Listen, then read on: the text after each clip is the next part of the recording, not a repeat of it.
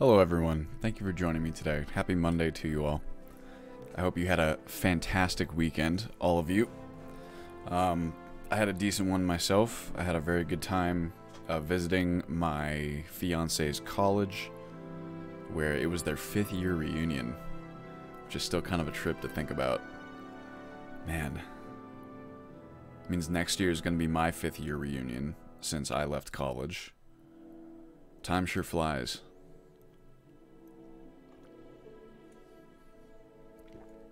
What is this? Ooh.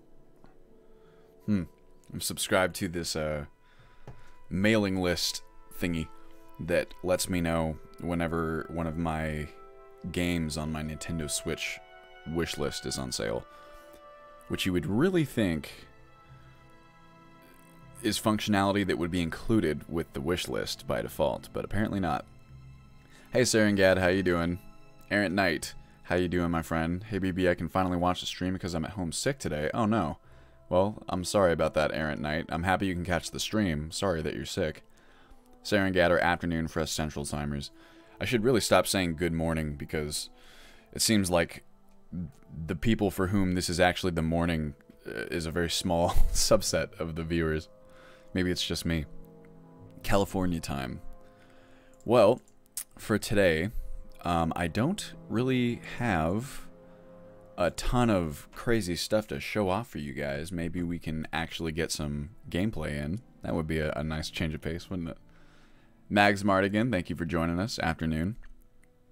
I have something kind of cool that may be in the installation by the time that next week's, I guess this week's, update drops.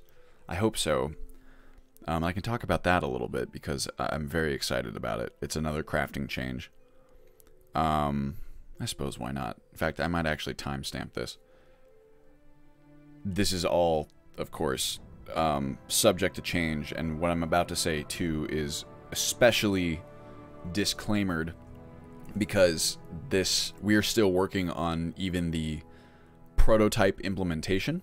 So while I can't imagine, based on kind of the our planned implementation, while I can't really imagine anything stopping us from doing what we want to do, it's not done yet. So it's all theory.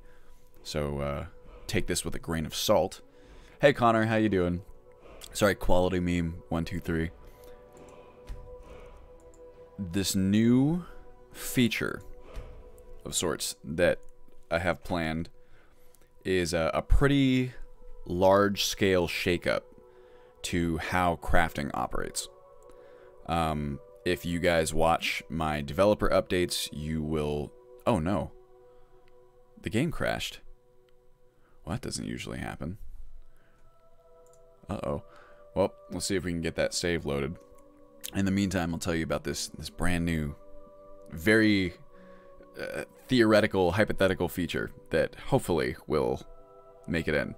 So in my last update, you guys will recall that I was all about the crafting table, right?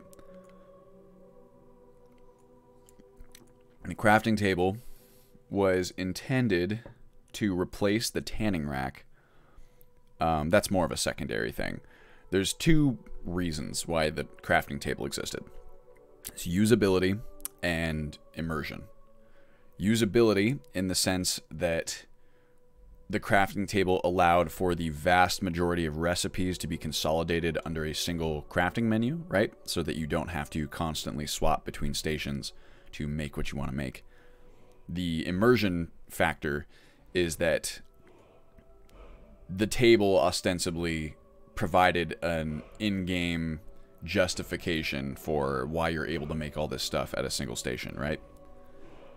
Now, as I was going through... let's try this one more time. So we have 2 saves here. I suppose let's try this one. Wizardry. We'll see how it goes. What did Connor say? You know, I honestly prefer Connor. There we are. I made this handle years ago, and I hate it. Not as bad as my Nexus handle, though, but you can say whichever you prefer, really. Well, I might prefer Connor myself, just because that's how I know you. for anyone who's wondering, quality meme 123 is Connor. So anyway, this crafting table, right? Those were the two goals of the crafting table. It was supposed to solve kind of a long time problem that I've discovered while moving through all of these crafting recipes and trying to discern which ones should be at which station and so on. And within this crafting table system, the vast majority of recipes were at the crafting table because it's like this, you know, one size fits all kind of thing. So that hits your recipe consolidation under a single menu. And then the forge and the smelter were going to be the only other stations you needed to attend in the case of metal items, right? So that was the whole system. And I would say it's definitely an improvement, but as I went through, I was still going through more recipes, trying to wrap up the crafting overhaul, and it still wasn't perfect. And honestly, in several cases, I still found situations in which the player would have to face, what's a good way of putting this? The two reasons for making the crafting table what it was, the usability of one menu and the immersion of making something at a station that would actually be able to make the thing you're trying to make, those were constantly violated. In the case of, like, a good example, this is what really got me thinking and what kind of spurred this new hypothetical system, is the leather armor set, right? So leather armor, I was like going through and I'm looking at the ingredients, and leather armor, if you guys, here, we can even take a look in game. Go help, leather armor. Whoops, well that's actually fine. Apparently it doesn't care if I put a colon on the end. 3619E1. So let's put on some, I might actually be wearing leather armor already. I'm not, but I'm wearing the other stuff. So let's turn around. Please ignore my this is terrible lighting for this. Let's go outside, shall we? Actually, this will do just fine. So as you can see here, the Hey Smokey Bear, how you doing? The leather armor is leather primarily, 90% we'll say, but there are also metal pieces, right? Whoops. You can see them. Look at my hands. Kind of same thing with the helmet. There's very obviously like a metal frame in there, and that is reflected in crafting overhaul, complete crafting overhaul remade, right? That's the recipes have been changed by that mod to add little bits of metal in there, which I think is a good change because visually you can see that there are metal pieces. However, this created a confusing problem where you have leather armor, right? And let's say 3 out of the 5 pieces that make up the full set included an iron ingot requirement, which once again I feel like they should because there's iron visually as part of the piece. Well, when you go to the crafting table, that would mean that leather armor, which you would think would be crafted at the crafting table, is not, or at least 3 of the 5 pieces are not, because they require metal, so they're at the forge. And very quickly, I found myself having to jump between stations in the same way that I did before, even before the crafting table implementation. And so the problem was not solved, summarily, you could say. The problem was not solved with having to hop between stations, and also the immersion factor, still, when you really get down to it, was also kind of, it still required more of a suspension of disbelief than I was comfortable with. A good example there is how, you know, we removed the tanning rack because you can't make all these things, all these mods assign all these different items to the tanning rack, right? Which is like backpacks and pouches and, you know, hide armors and all kinds of stuff that you wouldn't be able to make at 2 sticks with a piece of leather stretched between. But you know what you can make at a tanning rack is leather and hide. And in fact, those are the only way, or a tanning rack is the only way to create leather and hide. So arguably, having that stuff done at a table is just as much of an immersion break if you really want to get down to like the nitty-gritty details. So you can see how the system, while maybe it was an improvement, I would say it was an improvement, it's definitely not perfect, and it's still kind of, the 2 main problems it was designed to fix still persist, albeit in a smaller way. So that was a problem for me. What does this say? Lux Rift, hello. Am new, saw you first time last week on here. Your US mod looks really cool, so I've been, for the past 2 days, searching and installing mods. I'm currently verifying the install, and I found some trouble. Hope you guys can help me with the issue. Well, we can try Lux Rift. It really depends on what the issue is, but most any issue is solvable, either from the instructions or with the help of the community. But go ahead and shoot, and in between what I'm talking about now, we'll help you out. So anyway, long story short, I was trying to come up with a system that would fix these problems once and for all. And this system, if it accomplished the goal that I wanted, would unify... It was tricky, right? Because it's like, how do I unify all these recipes under a single menu so that you don't have to swap between stations, which is super annoying. Even if you know, the example that I gave to the team, we were talking about this, is like, let's say you want to make like gilded elven armor, right? If you use a mod like Clothing Craft, which is one that I plan, and you look at this recipe that has, this is a recipe that has all 3 types of materials, you could say. It's got clothing, it's got leather and hide, and it's got metal. So to make this thing from scratch, it's like you go to the loom to make the clothing-based items, you exit out of the thing, and even that, like, I found this out while I was doing this work, you can actually turn off the animations for the crafting stations, which is, you know, the animations are nice, but when you're hopping between stations all the time, I think having them off would be preferable, because then it takes 3 times as long. Like, you guys know the animations that I'm talking about. They're not quick. You know, your guy kind of leans over and starts doing whatever the thing is at the station, and then, you know, the menu pops up, and then when you're done with the menu, it kind of closes, and then your guy goes back out.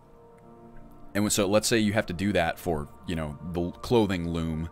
So you make whatever you need, you exit the station, animation plays, you walk over to the smelter, you lean in, menu pops up, you make all of your ingots and whatever, close that menu, lean out, and then go to the next station, go to the tanning rack, make your leathers and hides, same thing, and then finally you go to the forge. And if you manage to create all the requisites that you need and you didn't, you know, forget somewhere in between, which could happen, there's lots of different materials and stuff. What if you created regular leather and you actually needed red leather or something? Then it's back to the tanning rack.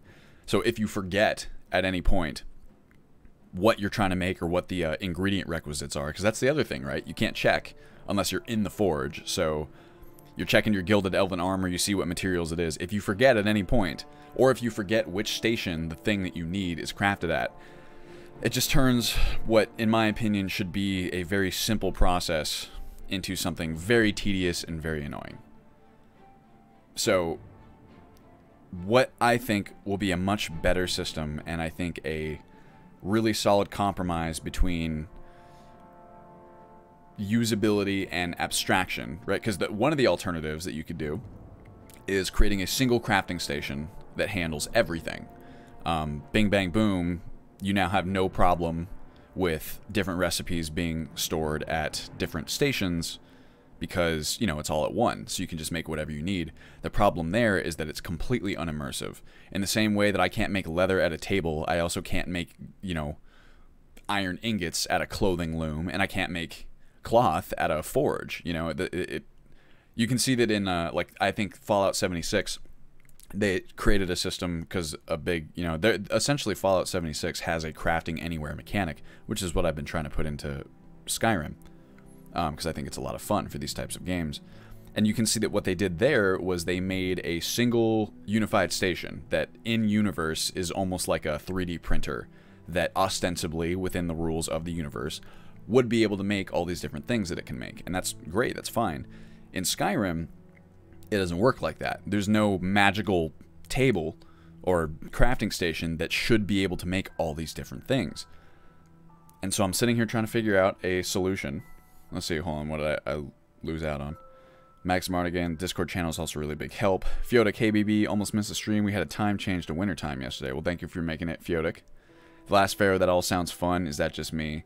You're talking about switching between stations. And if so, I could get that. Because once again, this is what I think that the only argument for keeping the stations like just all individual like that and having you go between them.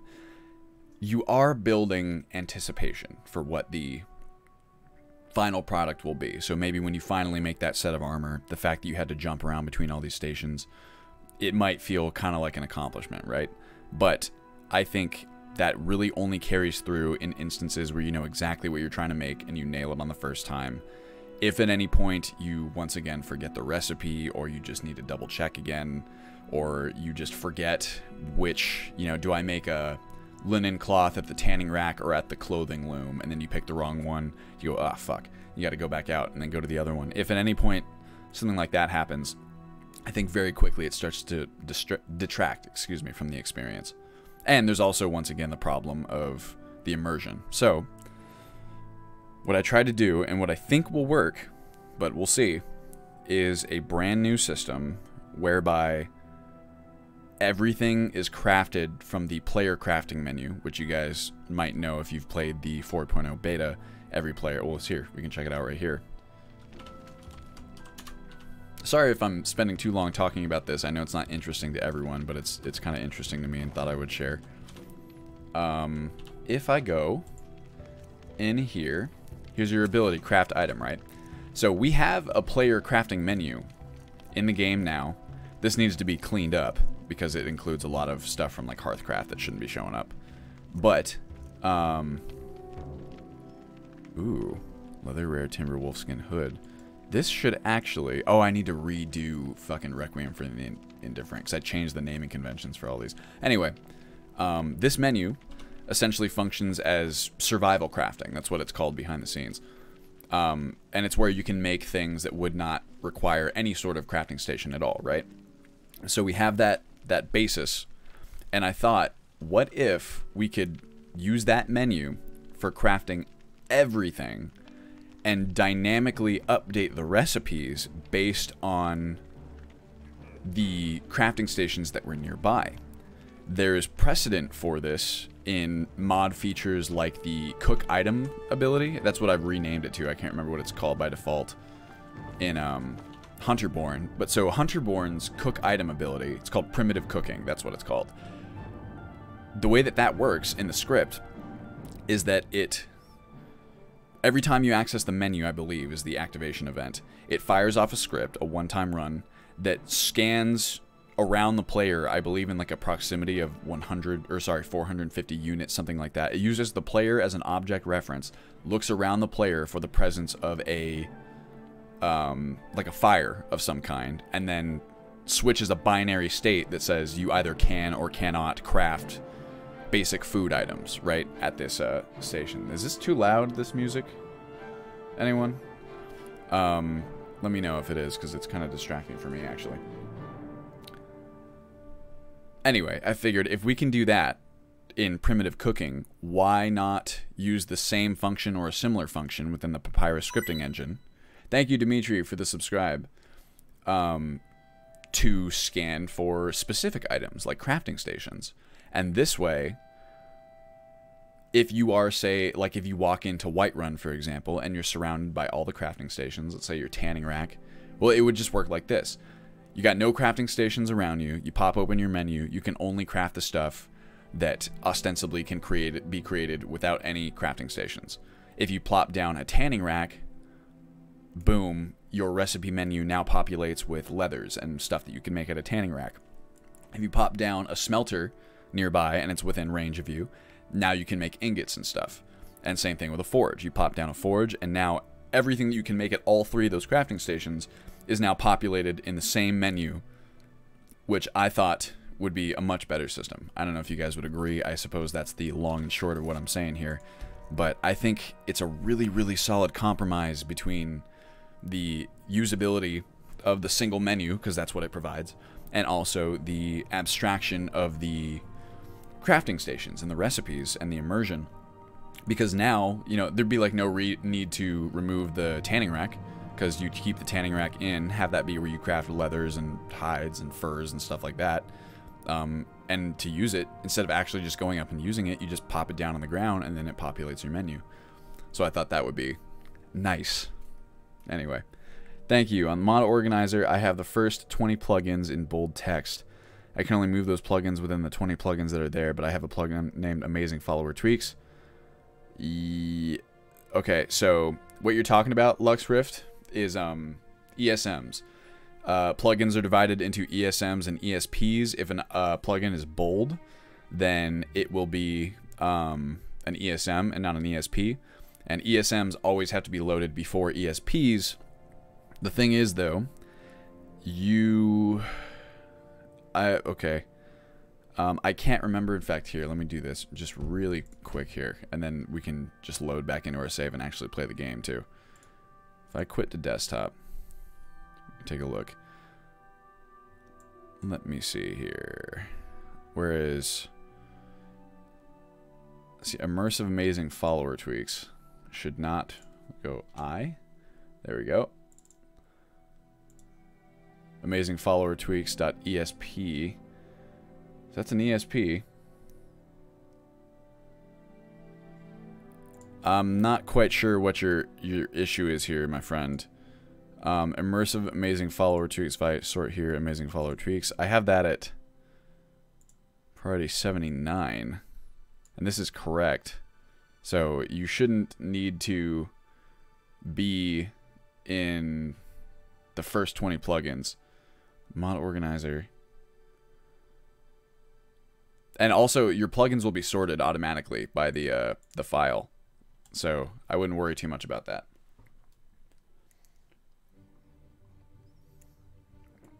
Or maybe I'm misunderstanding the problem or something like that. Don't know. Also, you shouldn't be running EFF and IAFT at the same time either. Those are mutually exclusive. You need to pick one.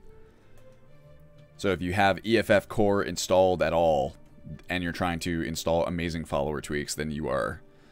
something's going wrong there. What song is this? Hunter's Pursuit. God, one of these days I'll get to go back into Morrowind. So yeah, that is, long story short, my new crafting system. Hopefully it'll take off. Oh, and then the other benefit that kind of provides, and this is something we were trying to... it's a problem we were trying to solve as well, was like a recipe book.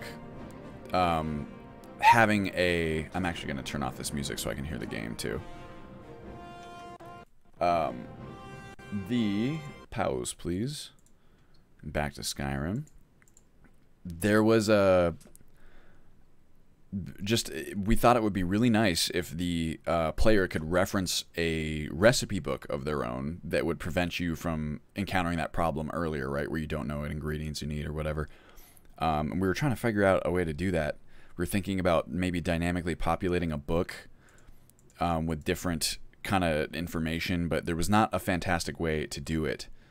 But if we managed to pull off this new system, come on, baby, there we go, then the player would, if I created dummy recipes, that is, the player would essentially have a recipe book with them at all times that was sortable. You can apply filters. It's just the Sky UI recipe menu, which to me is like a really happy byproduct, because you, at any point, even if you're not near crafting stations, you could just look up a recipe and see what you'd need, which I think is pretty rad.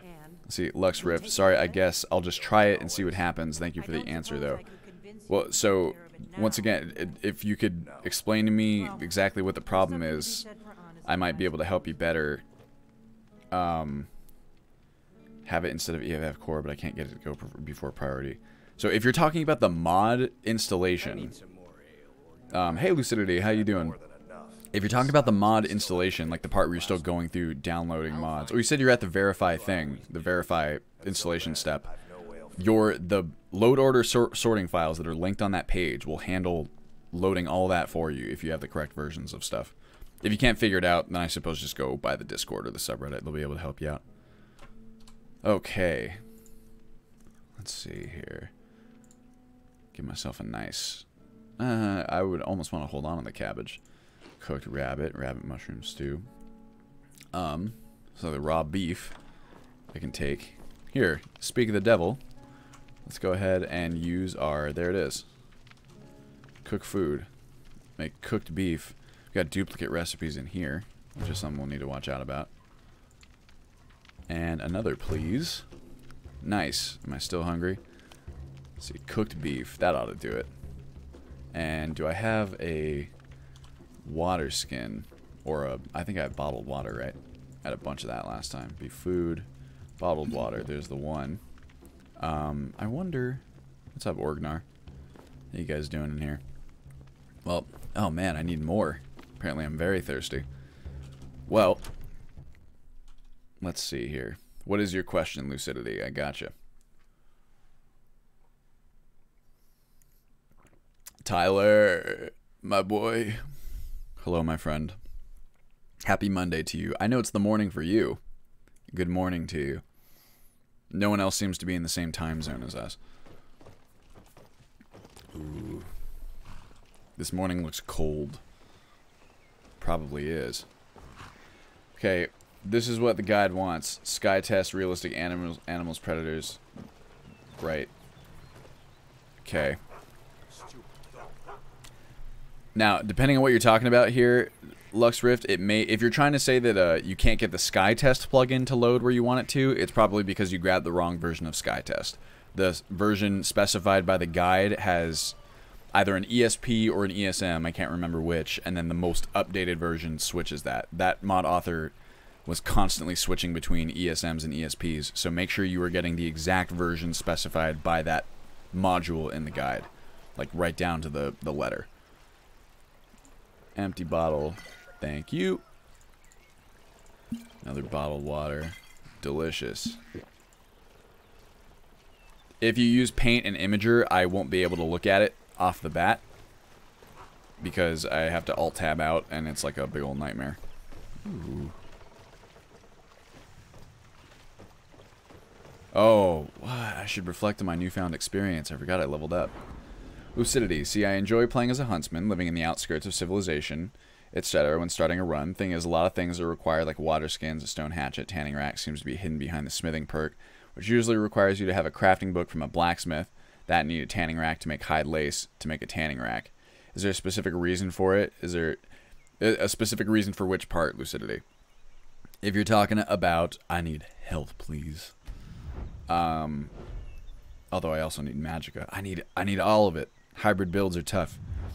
You're talking about the blacksmith's perk. Now, one thing I can tell you is that the tanning rack will no longer require hide lace in the new version. But crafting book from the blacksmith. You will still need the craftsman's perk. That's for true. But you can also turn off if your concern is having the craftsman's book in order to take the first perk. You can turn that off in Requiem's MCM if you so desire. Let's see here. For modded player homes, like build your own home with a new crafting system, the utility of those homes. Okay, so build your own home is gone completely, Mags Mardigan, in favor of a completely new system that allows you to literally build your own home wherever you want in the world.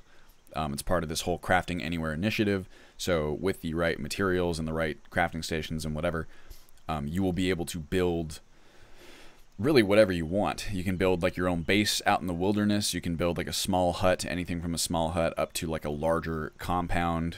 I suppose if you wanted to leave, if you're talking about the actual mod called Build Your Own Home, that one's gone. If you wanted to leave it in, I suppose you could. And these new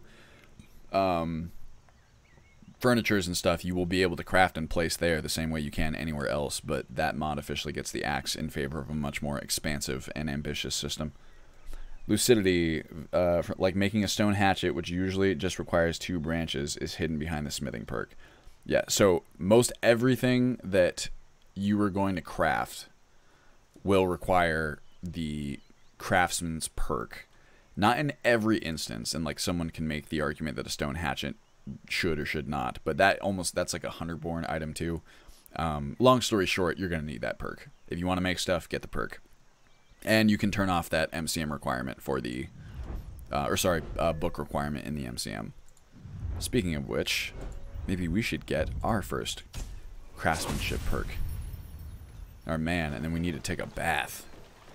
Feodic, have you already decided about Blueprint's implementation of Beta 5, or rather after US4 launches? Any other stuff still needs to be done before Beta 5 hits?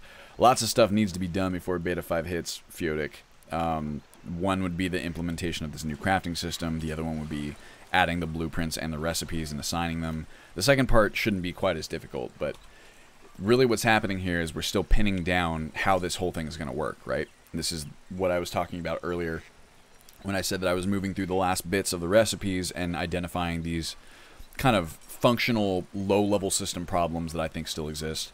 If we can get this new system working, I honestly cannot imagine a better one, and then we can start thinking about the blueprints. And then, like, that's really the last. There's definite, like, polished bits and bug fixes that need to go into Beta 5, but I'm putting the hard stop on new features after this crafting system is in place. So if the question is, like, are there going to be more features and stuff after that, the answer is no. Okay, last try for now. Guide 120 sky test realistic animals and predators, ESM, EFF core. Okay. This is the, oh, and I noticed something else recently, a bug actually. Something's up with the alchemy first perks. You know, the first 2-tiered one. After a while of me playing a run, when eating an ingredient, I would only get 2 shown instead of 4. Is this after taking both perks? I'm going to need a little bit more specific stuff there. Lucidity. Also, the... Here, hold on a second. Let's check alchemy. Understand basic alchemy well enough to create simple potions, you know, basic craftsmanship. So also these might be a little bit different, because I'm running with some newer stuff than 3.4.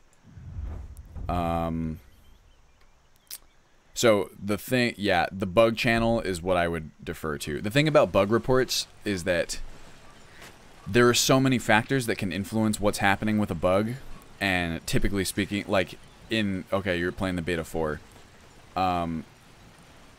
Connor put together a really nice bug reporting guide for us that should help kind of address this, but when it comes to reporting bugs, there are so many different factors that could influence, you know, the bug that you're seeing, that are useful to know when attempting to replicate the bug.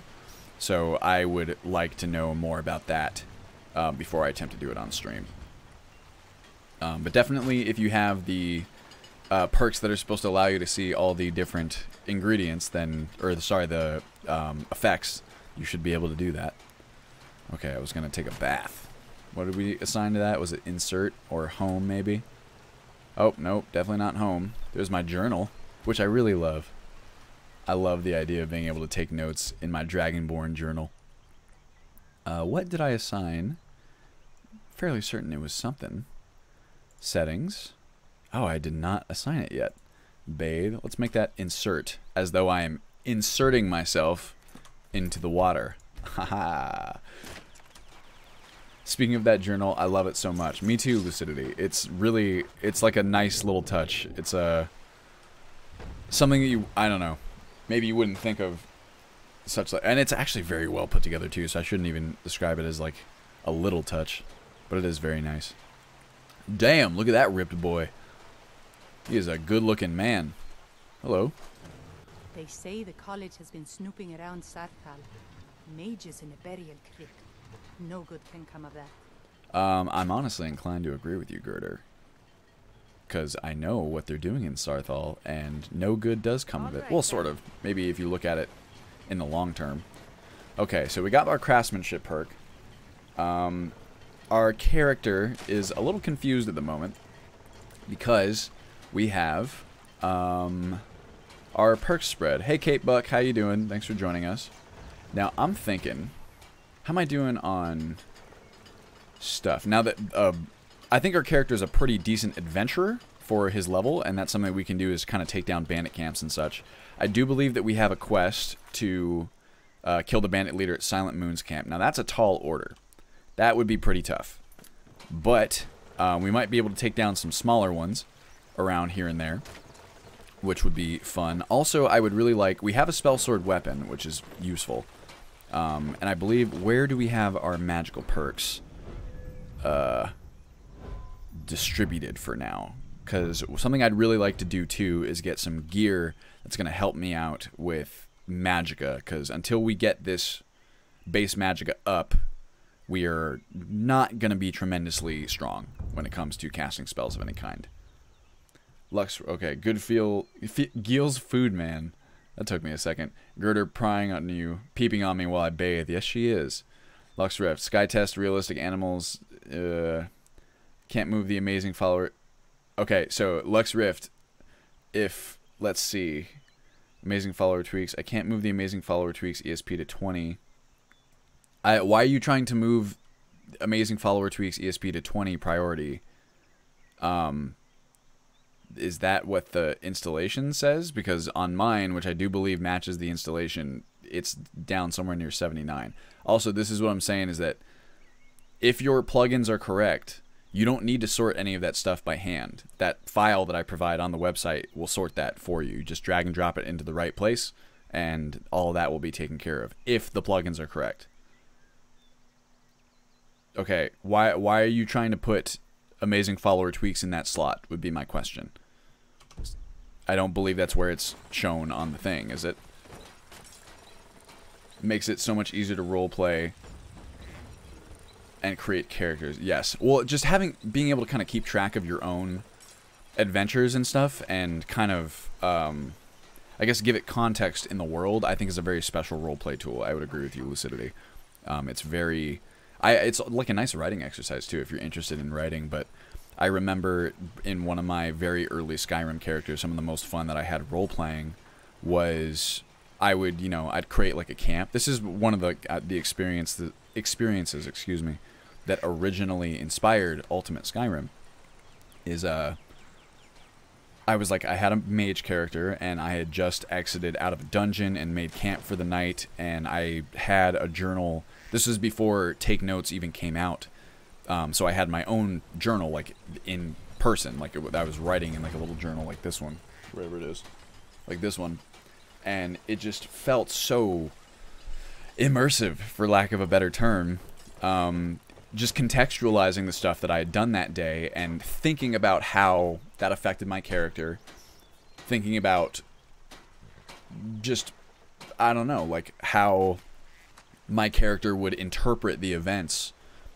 It had the effect of getting me even more in the mindset of my character, and I find that Skyrim and just role-playing games in general, they can really be enhanced by the player attempting to step into the role of their character, like, really, as much as possible. This is why things like metagaming are not really my style.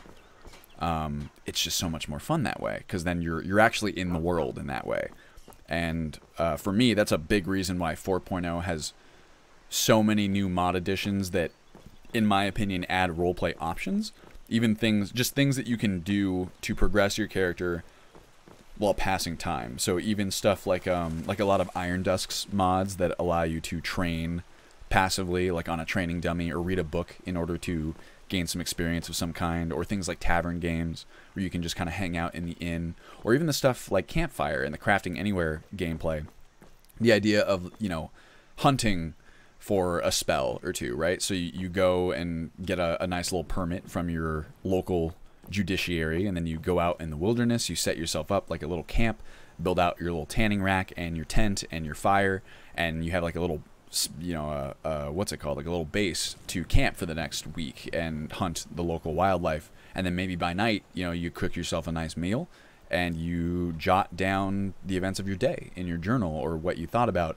It's this really fun kind of just I don't want to say self-serving, it's not the word, like I don't know, it's just a really fun experience, summarily. Lux Rift, I took Amazing Immersive Follower instead. So once again, Lux Rift, I would ask you, so if you took IAFT instead of EFF Core, that's me too, I've been playing with IAFT, but why are you trying to put the Amazing Follower plugin in this? The Amazing Follower plugin does not necessarily need to go in the same spot as EFF Core. It has a specific spot lower in the list, I believe. And once again, if you use those files, there's no need for you to sort any of that manually. It'll do it for you. Let's see, Mags Mardigan, that view is so pretty. Oh, Kate Buck, what's the plan for today? So today, I have my man here. I'm going to go and craft myself some useful stuff. And for that, I will need leathers. I just got I would like to kind of get myself stocked up with some bandolier junk, which would be nice, and I can carry more things. and then I can start taking down maybe some smaller bandit camps. The problem is that a lot of the crafting stuff is still not quite ready. I wish I could utilize it on this character. But eventually I'd like to build up enough strength to collect that bandit bounty and take down Silent Moons. Hello, my man. I cannot do that when there's enemies nearby. I really need to disable that. I got myself a wolf here. Talk about getting some leathers. Did I miss? There's no way that I just missed. You guys see that? Let's see. Oi! There it is. Let's see here. Lucidity. Right, like the 3 I mentioned before, I would even use bugs that I encountered into the journal. Flying horse, man who know where I am regardless of position. It makes the whole thing hilarious. Yes, you try and account for all of the strange occurrences that happen. Ah, God, I hate that. You cannot do that when there's enemies nearby. There's a troll across the way, and you can't cross the river. This is... Talk about things that need to go in before Beta 5, right? I can't do Hunter-born stuff while there's creatures nearby, and there's almost always creatures nearby. And also, I like being able to make the decision for myself whether or not it's safe. And if it's not safe, and if I do the Hunter-born thing, then I should be able to get my ass whooped as a consequence. Let's see here. I would stay in the tavern while it rained. The fuck, how did I get here? M-Turs, hello. I don't know how you got here. Welcome to Chili's. Self-sufficient is not quite the term that I'm looking for either, Lucidity. It's like self-fulfilling, I suppose, is a better way of putting it, where the stuff that you do feeds what you write down in your journal, and what you write down in your journal gets you even more inspired to go do more things, if that makes sense. So it's like circular in that way. Come on, I need this leather. God, this is enough to make me want to go into the script and modify it, like, immediately. Oh. Look at me. My sneak eye is starting to close. I wonder if I'll be able to skin this wolf once I do it. Or let's see, is there an MCM menu? Self-inspiring. Whoa, boy, that's a pretty good one. That's a good way of describing what I'm talking about. Kate Buck, by the way, have you tried the new follower Lucian yet? I have him in my game, and he is awesome. I have not. Followers are not currently where my focus is, but, you know, maybe in the future I'll try him. I still gotta try, who's everyone's favorite cat that everyone talks to me about? Inigo. That one, I would not be surprised if he ends up making it in, because you guys know that I'm all about kind of consistency, right? And I know that Inigo uses his own kind of proprietary system, and that's one of the reasons why I've overlooked it thus far. But I think that when you have so many people who are like, you need to check out this mod, when you have so many people that love something, it's not a guarantee that you'll like it either. But typically, I think it is a good marker that there's something special going on in what they're everyone's recommending. Let's see here, features. So this is actually probably how I'll balance the game later, is that these will not... Oh, this should take time. These 3 likely will not take time. I was trying to avoid a situation with Hunterborn where... Because I like the idea of time passing while you prep your animal, but having prep time happen for each task that you'd want to do for the animal kind of feels weird to me. I think the way I'd like to balance it, this is my kind of theory craft, is that doing the field dressing will be how you kind of prepare the animal to be like harvested and stuff, right? So that should take time, and that'll be kind of your time requirement for each kill. But once you've done the field dressing and, you know, an hour has passed or whatever it is, then the rest of it you can just do in real time. You can skin it, you can take the meat, and you can take the ingredients. So I was thinking about it too. Let's say that if you had an elk, right, and you killed an elk and you're trying to harvest the ingredients, and the ingredients you're harvesting are like its eyes and its antlers and maybe like hooves. If you had a saw, if you gave me a saw and you gave me that task, I bet you I'd get it done in faster than an hour. That's all I'm saying. Wool boy, part cat, part smurf, Inigo is the best. I'm sure someone will write that on his tombstone. Lux Rift, I'm a noob in regards to modding. Thank you for the help. By the way, I used both lists, but the plugin one for me made the plugin list look quite a bit different than what is in the guide. That's why I started manually putting it together. Yes, Lux Rift, I don't... If you're talking about the plugin order, So there's two orders, right? There's the mod order and the plugin order. The mod order is how everything's installed in your left pane. The plugin order is on the right. If everything's as it should be, then your both will match what's shown on the website. And if it doesn't look like that, before you start doing stuff on your own, I would ask the community too. You mean plugin order? Let's see. I used both lists, but the plugin one for me made the plugin list look quite a bit different than what is in the guide. So the plugin sorting files, they match exactly what's shown on the guide. So if you put that in the right spot, and once again you have the right plugins, it should sort itself out automatically. What I would do is, if you're still having trouble with it, post your mod watch in the Discord. Mod watch is a website that will read off. It'll just archive your mod list and your plugin order and your ini files for, just in case someone needs them. And it's like a quick link that you can share with the Discord community or the subreddit, and they'll be able to see at a glance kind of what's wrong and tell you what to do. Lucidity, that's right, that's what I was doing, that Estranged Noble. It started, let me, hold on a second. Let me see this. Click on Fresh Kill. Prevent oversized stashing, prevent use in combat. Oh, boom. I didn't realize that MCM menu was there, and I'm a big old dumb, so now I don't even have to modify the script. Oh, jeez, I forgot that sneaking does that. Wolf Carcass, please drop. Hoof. Hello, my man. Search, can I field dress you, please? Bloom. Okay, so now we're an hour on, about an hour and a half, actually. And so now we should be able to skin the pelt. Geez, that animation. Ruined pelt received. And let's go butcher meat. I really wonder, that's a lot of meat, if there's a way to, so like there's a flag that you can put on so many of the animations that say force third person, and so it's supposed to force you out to third person, right, obviously, because so many of the animations look so much better in third person, but I believe with enhanced camera, it seems to bypass that flag, which is why, like for example, the animation for riding horses, is supposed to force you into third person, but because enhanced camera bypasses that, it's what allows you to ride horses in first person, which I think is awesome. However, for some things, like skinning that guy, it just looks a little wonky in first person, especially when the field of view is assigned to 90. So in some cases, I would like it to force you out, or like using a smith or a crafting station. So I wonder if I can mess with that. Let's see here. Lucidity, right, that's what I was doing. That Estranged Noble. It started out as him fighting with his family for trying to sacrifice a young beggar woman to Molag Bal. Got knocked out, stripped of his title, and thrown into Sidna Mine. Write about his plights and how enraged he become towards his family, which encouraged me to go make him start chasing after them. And other things would start happening, which would fuel the story. It just makes it so much fun. I agree with you completely. Wall of text. Oof, I love it. Lil Lindsay says, yes, BB, finally caught the stream live. Welcome, and thank you for joining us. Nova Siri, how you doing? Pocket corpses. I guess the idea is that you carry them because they're very heavy when you package up one of those wolf carcasses. I think it would be cool. I mean, I suppose you can put them on your horse because the horse is just a container, right?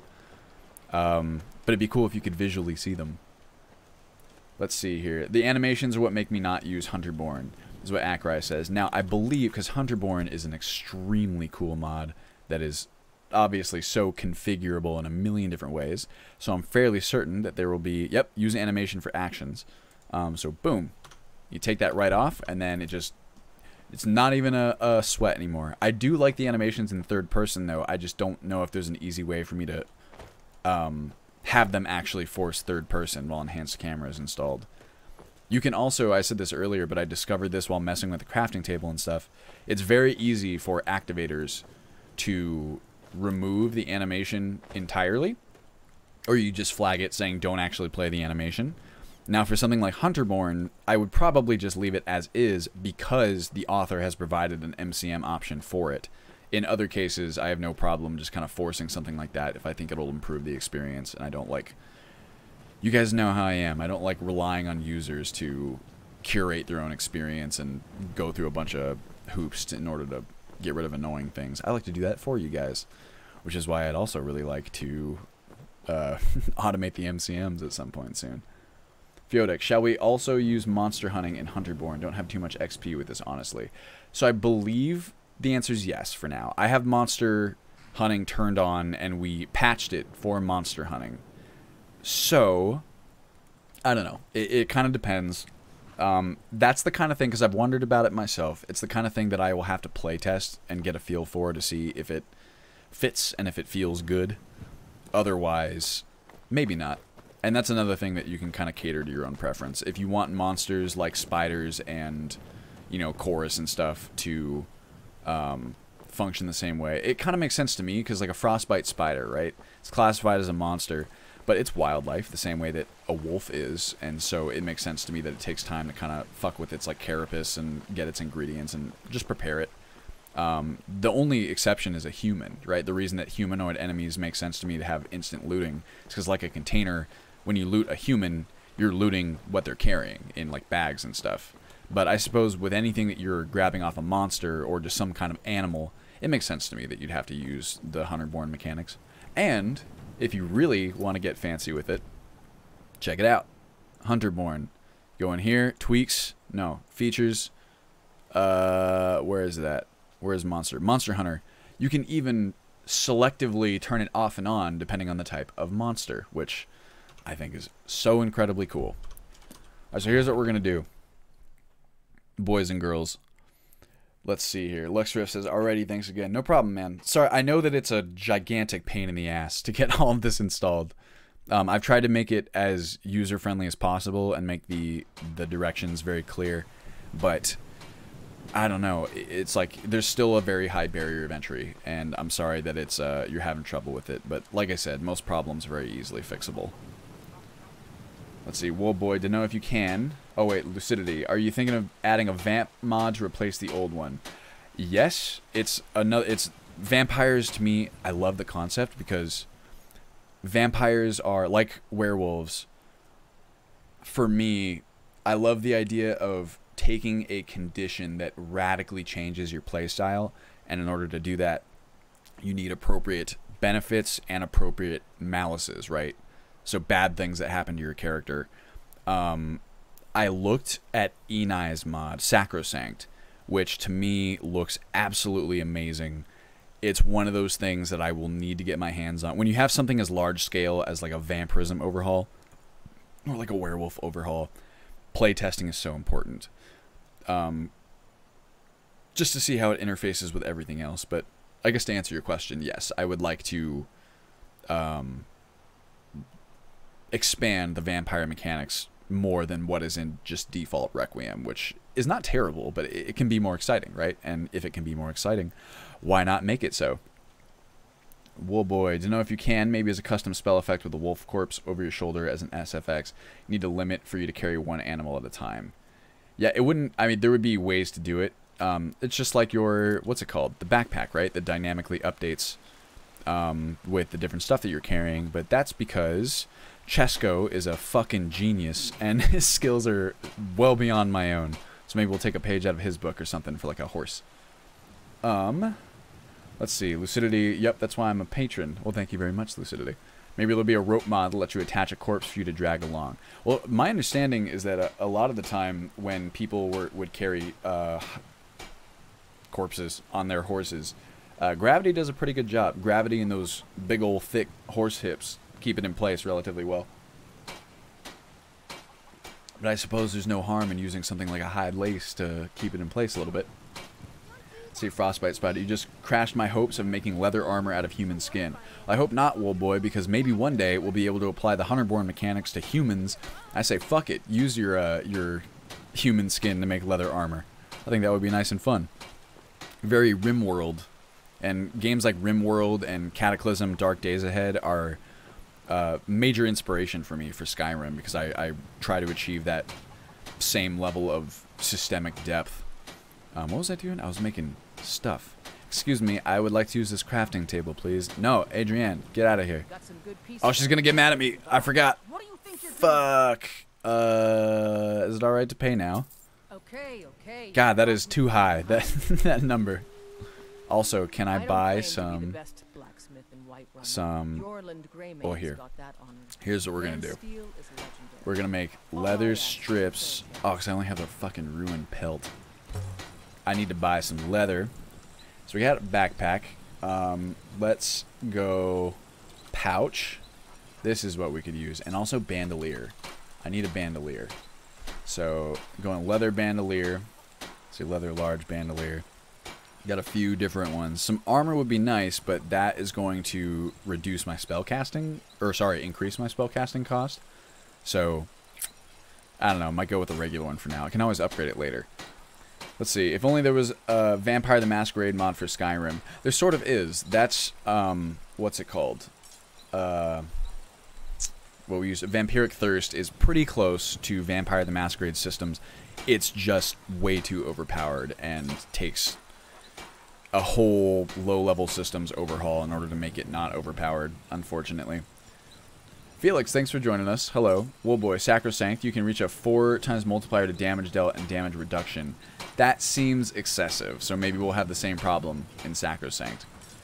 XDR, or Dr. Crazy says, do you plan to add experience by Z4X to US? I believe I looked at that mod fairly recently, and I was not super keen on adding it. Which one is that again? Dr. Crazy, please remind me of like the features and stuff that it has or why it is an addition. Hey, Felix is my favorite show on Monday. Thank you, Felix. Let's see what we got. Vanilla Skyrim instincts kicking in, forced to pay 300. Yeah, no kidding. Well, and see, that's the other thing too, is that crafting requires permission. If we use this new crafting system where it just dynamically checks out the stations around you instead of you actually using the activators, it won't work anymore, and it might be a little bit more trouble than it's worth to update the mod to recognize when we're crafting with one of the stations. So we'll see. Alright, well at the very least I'm gonna need a bunch of leather. Have you met my father? He's a steward up at Dragon's Reach. Oh yeah, Adrian? Sorry, I see my mouse on my chat window. Do you work the forge all day? What have you got for sale? Take a look. Can I please have... I believe I sold everything else that I don't need, right? I'm pretty bare bones here. Seems that way. Let me see. Can I have some... I need some leather. Let's see. Some... yeah. Oh my god, it's so fucking expensive. Why is leather 115? That's too much. Why? What the hell? That seems excessive. Why is that that much? Am I dirty or something? Do I have some sort of active effect on me that is killing my... Not dirty. Just poison. Maybe she's a racist.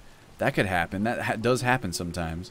Let's go check, like, Bellathor and see what his price is, just to give us a point of reference, because that seems really fucking expensive for some reason.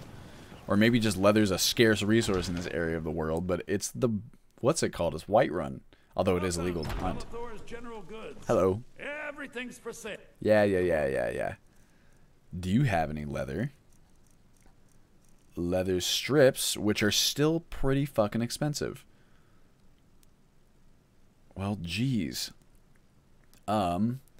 Let's see, what have I missed here? Allow the void to embrace my immortal soul. Can't wait to play Dark Souls and Skyrim. US seems to do that, judging from your Season 1 LP. Very fun thus far, 52 episodes in. Thank you very much, Lux Rift. I would say that Dark Souls is a strong design inspiration, although there are definitely differences, of course. Thoughts on the Obis mod? Organized bandits in Skyrim, Lucidity. I think that, I've never used it myself, so I don't really have any strong opinions either way. Oh, I need this soap. That actually would be good to have, because then I'll get better prices. I'll take one soap, please. And then I will try and clean myself off. And maybe I'll take off my helmet. It says, does your helmet hurt your haggling? I don't think it should. I was wondering if it was only me who thought leather was crazy expensive. In Riverwood, it's 100. That's strange to me, because it shouldn't be that high.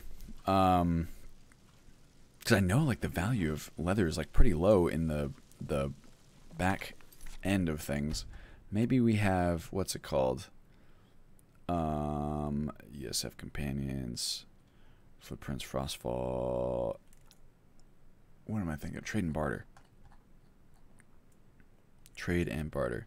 And trade routes too. Barter routes, price variables, fence, knowledgeable trader, naked, wearing helmets. Yeah, so that shouldn't affect it. Thane, 5% better, faction member for show. Buying prices, higher prices in cities. I can't remember if I went through and adjusted these. Whiterun 15% higher, 0% higher. This is a lot. These actually do need to be adjusted. This is very important. I skipped over this when we first made this character, but it's a big one. So let's see. Why don't we just, for the sake of simplicity, so I don't have to tweak all of them, we'll just turn that off for now. And at the very least, we'll do a little bit better in terms of cost. Hello. Remarkable, isn't it? I'll sell you the thing for 50 gold. For that price? Sure. Sure. Let me see. Yeah, so Obis, for me, that was... I don't have any personal experience with it, but I've looked into it, and the idea that there's a million bandits in some of these bandit camps was not an idea that I was particularly keen on. But I don't know, maybe I'd feel differently if I... What's it called? If I played it myself. Hello, Miss Lady. Now, I do believe... I can't remember if I go to bathe, if the soap just works automatically, or maybe I click it in my inventory. I can't remember. Red N, thank you for the follow. I appreciate it. See, I've turned on my software so I can hear when that happens now. Check it out. Public bath. Amazing. How do I use this? Lavender soap. I cannot equip this item. Yep, no, it works. The floral scent raises my confidence. Look at me. Oh, look at that. That's a good soap texture, I gotta say. See, that one forced me into third person. Maybe I should... In fact, here, let me write that down. I'm going to check to see... Because I was in first person... Oh, wait. Did it or did I exit out? I think I exited out. Whatever. You know what?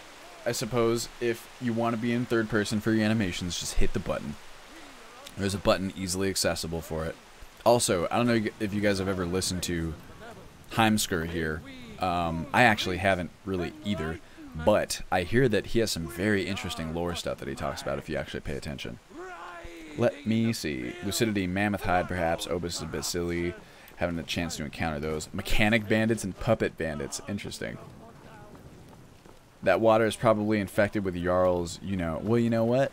It could be. It's got to be better than the time that in episode 1 or 2 of season 1, I went and bathed in that water and there was like a corpse in there or something like that. Okay. I'm feeling a little peckish and a little thirsty. Miss Lady, how about now? Because now I'm nice and clean. I smell good. Got some good pieces up. And I turned off the barter settings. So what you got for me? Leather 90, still pretty high. But you know what? You gotta spend money to make money.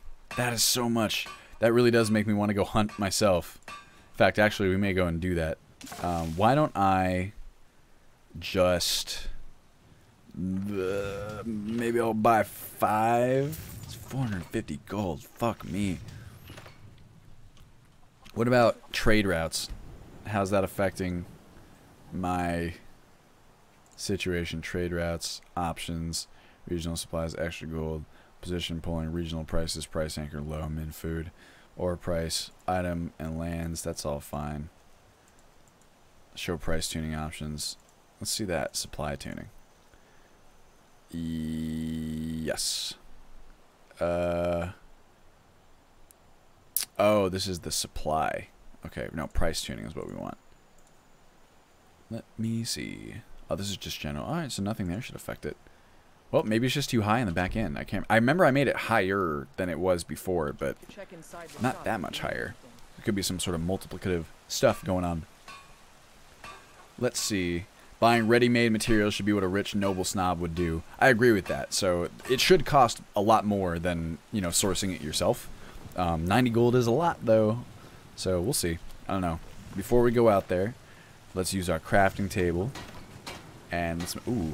Brown flask. This is a very powerful item, actually. More powerful than it should be, honestly. Also, yuck. That texture is not the best. Notebook, carrying capacity brown. Oh, we gotta adjust these too. Let's make some leather strips. And now let's make a... What do we need for the bandolier? Hide lace? I spelled that wrong. Bandolier. Leather bandolier is... Oh, we need buckles. I can make those if I had iron. I don't claim to. Take a look. Miss Lady, do you have assorted buckles by chance? No. Do you have an iron ingot by chance? Because I only need the one. You got iron ingots. Oh, and that's nice and cheap too. That we can buy. In fact, let's get 2 of them. Thank you. I'm sorry, I gotta kick you off your forge, but I paid to use it, so. Iron fittings. Now I want assorted buckles. Fuck! It's steel. Do I have anything wood that I can burn down to get some charcoal to make some steel? Oh, I got it. Oh yeah, I have like 1,000,000 torches. Why do I have so many torches? Nice. Oh fuck yeah. Charcoal. Nice. And then steel ingot. Boom. I'll make another steel ingot. Why not? You know what I'm saying? Now I can make a strong box. Shouldn't be able to make that. Let's see. Racist because she's a Nord. Yeah, it honestly might be. I think she's an Imperial, but she might still be a racist. It's tough because what's-his-face is a Breton. Although they seem to have about the same, did they not? Sorted buckles, baby. Reminds me when I first started. Oh, yeah. Thanks. I imagine buckles would be fairly easy to make. Excuse me, Miss Lady. What are you doing here? Oh. My turn. Thank you. Can I make myself a leather large bandolier? How about that? Now, it should not be 100 points. We'll have to fix that right now because of the... What's it called? How come this one is fixed, but not the wolfskin cloaks? Don't know. Let's see. The flask, can you drink from it? You can't drink from it. It's just a stamina bonus. It's one of those things that I did nerf it a little bit, but whether or not it should exist at all is questionable. It's something that is in there from the original Bandoliers mod, and it's definitely not balanced for the sake of something like Ultimate Skyrim. Oh boy. Oh yeah, Felix is right. Blessing of the Divines helps too for 1 gold. I forgot about that. I should have gone and found, what's his face, Mr. Beggar. Probably be great for a stamina build. Yeah, even 1% is huge. How much does my PC cost? I need to upgrade. So my computer is fairly beefy. Oh, Miss Lady. How's your sandbox AI? Because you don't seem to be doing anything.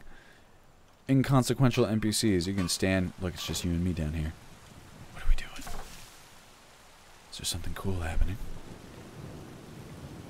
Is this your favorite spot? Does she know you're down here?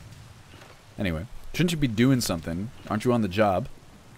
My PC is fairly beefy. I couldn't tell you how much it costs now, but it's probably still not cheap.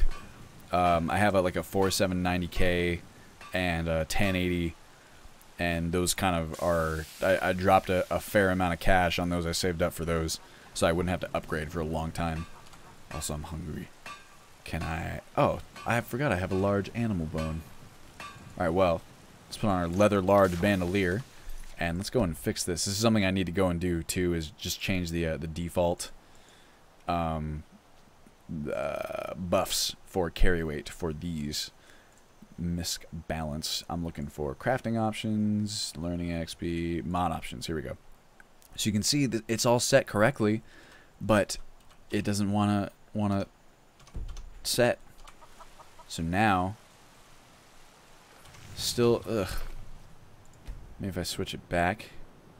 I don't know why this setting seems to be bugged like this. Let's see.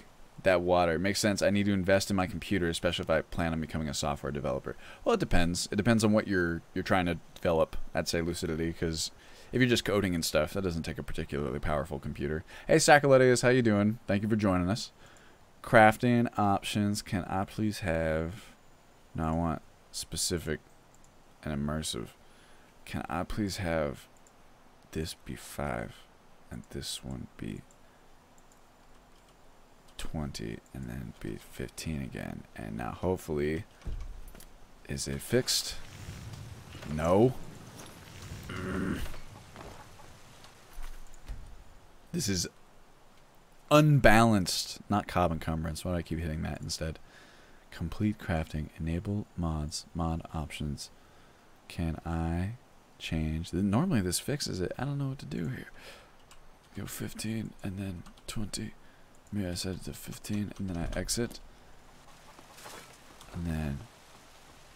Okay, that did it. So I have to adjust each one individually. That's not ideal. complete crafting. Let's see. It's mainly VR that I'm worried about. Also dealing with Unreal and C++. So if you plan on developing for VR, I'd say that's well worth it. It's a tax write-off in that case, which is nice. That is nice for me. Did you guys know? This is wild. Any games that I purchase, I don't purchase that many games because I barely even have enough time to play the games that I have already. But whenever I do, it's technically a tax write-off because I have an income source from like YouTube and Patreon. That's fucking crazy. I never thought that I would get to a point in my life where I could write off video game purchases. But it's there. And if you guys make any money in the same spheres, chances are it's a tax write-off for you too. Just food for thought. Also, Lucidity, my god, Ashes of Creation. My boy Lazy Peon on YouTube, if you guys are familiar with that man, he's a very dope content creator, specifically geared around MMOs in particular. He has me so stoked for Ashes of Creation because I really trust his judgment on MMOs, and he's really stoked for it. And also the structure of Ashes of Creation seems really insane. If you've not heard of it, it's a bit of a sandbox MMO, which I absolutely love. The main thing that I'm really excited about is that, there we go. Now we're all good. Why don't we go hunt some leather? It'll be good because if we get some leather, apparently we can sell it for like buku bucks here, which is nice. And we're going to go way out in the boonies because I don't want to pay for a permit. We can sell it, make some money, and then also the marksman experience will be really nice to have. That's going to be good to have, so that's what we're going to go and do right now. But anyway, Ashes of Creation, it's a sandbox MMO that is being independently funded by a man who's, I think, got a fair bit of money from his own game design ventures. And that's really exciting because he's specifically building it to be gameplay-based, not pay-to-win, subscription-based model, if I understand correctly, if I'm not spreading misinformation. And I am just so stoked for that because I'm a big believer in that, like, the idea of gameplay experiences being kind of self-contained and not influenced by pay-to-win mechanics, especially in MMOs. It's one of the things that really burned me out on Black Desert Online, which is a real shame because that game has so much potential to me. Anyone who's ever played it, it's like the combat system is among the best in the MMO genre, if not the best, and it's an absolutely beautiful game, but it's so marred by these like pay-to-win mechanics. The idea of another sandbox MMO with solid combat and a subscription-based, non-pay-to-win model is very exciting to me. So we will see. Sacoletti says, after 6 years of playing and modding Skyrim, I discovered something new. The Imperial Captain at the start of the game says, forget the list, he, she goes to the block, isn't the same person as Legate Ricka. Oh, yeah, I guess I never thought about it. I didn't assume that it was off the bat. But it's the same voice actress, so I can see how that's like an immediate kind of connection. Lucidity, I want to roleplay an NPC. Oh, yeah. BB, my only gripe about Ultimate Skyrim is that I got money really, really fast and things were cheaper. Get the idea? Because of one life only, you should get the resources faster, but I don't play one life. Is there any chances in this aspect? Well, so Zerpy, everything is way more expensive already, like across the board. That was a problem that we just had, or even I might have to tweak leather down a little bit. But everything is more expensive. It's a lot harder to earn money because more interesting loot was one of the ways that people really got rich really fast, far faster than intended. That's gone. There's a lot more gold sinks. Most of the gold sinks are still fairly optional, so you can skip them. But that's the fun of it, right? Is just I try to give you as many options as possible to either purchase things or acquire them through other means. That's what we're about to go do, is set up camp out in the wilderness and source some leather ourselves by hunting. So yes, I guess is the short answer, is that should be much better. And also, especially if you play non-permadeath characters and you use the new death mechanics where it's very possible for you to die and lose all of your gold, you will likely have your problems solved, I'd say. Let's see here. I didn't know about the... Oh, whoa. It's sub-based. All the developers are old MMO gamers, so pay-to-win is completely out. Oh, yeah. Oh, God, BDO, it's like a bad breakup. That's what I hear, Lucidity, and I'm lucky enough to where I never got super, super into it, but I know that it sucks when you really like a game or so many things about the game, but, you know, the developers keep making choices that you don't agree with. I've heard a lot of BDO players kind of express that sentiment that it is kind of like a bad breakup or like an addiction that you eventually just kind of have to let go of, which sucks. Nova Series says, didn't know about the Patreon thing. I don't make much from it as it's mostly a place for readers of my webcomic to support me, but I'll have to keep it in mind. Yes, Nova Series. I mean, it just depends on how you make your money. There's a lot of things that qualify as tax write-offs if you are kind of interested and if you go and look. The other thing, too, is that, maybe this is bad advice, so take this with a grain of salt. I am not a accountant, but there are... you know, it's like if you don't make that much money, the IRS is not going to come and audit you for, you know, declaring, like, well, actually, if you do, I was going to use, like, website hosting as, like, a example, but that would actually be, like, a tax write-off for you. Or even if you, I believe that if you were to claim that, holy shit, oh, my God, that's kind of scared me. If you were to claim, oh, my food.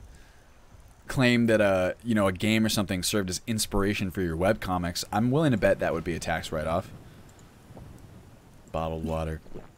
Delish. Let's see. Zerpy, yet more interesting loot.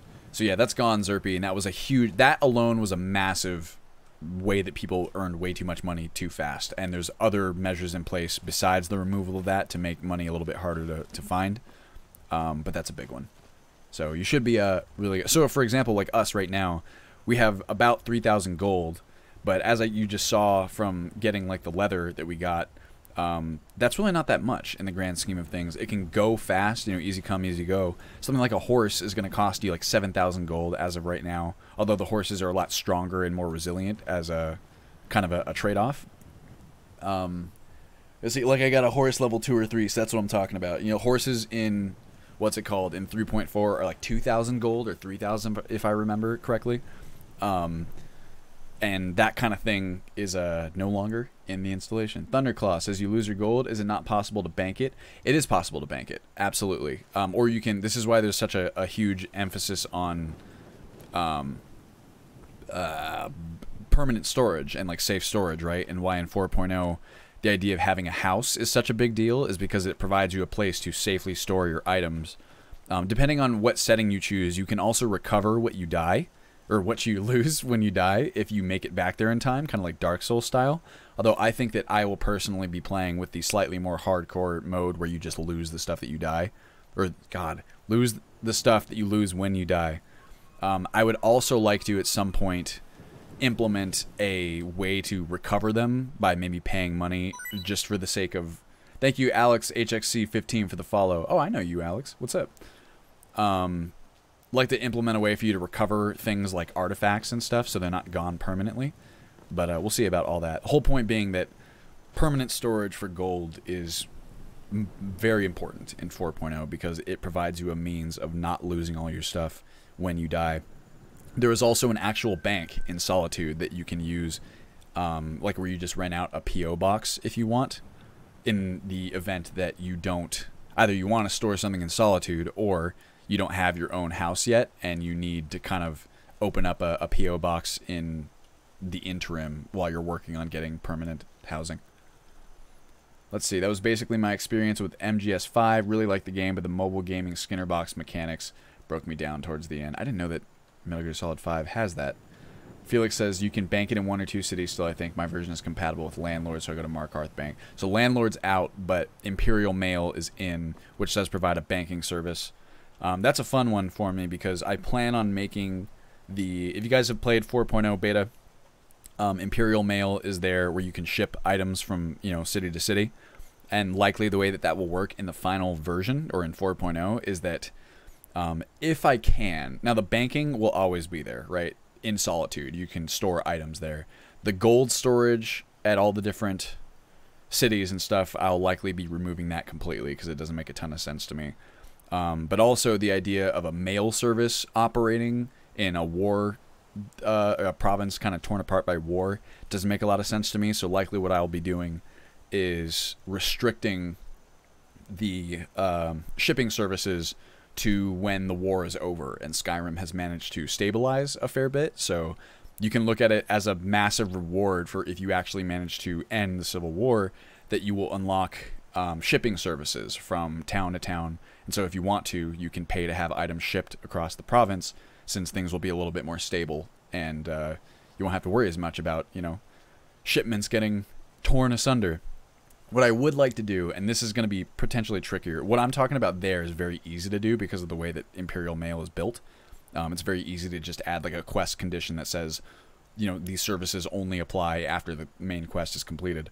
But what I would like to do, if I can manage it, is before the main quest is completed, allow players to ship items to the ocean-facing cities like Solitude, Windhelm, and Dawnstar, and just, instead of making it an Imperial, you know, government service, just making it shipping companies. So because the seas are relatively docile, or like, you know, ships can move up and down the coast without being accosted, it seems. So I thought that would be fun. Let's see here. Thank you for flying the Giant Club Airlines.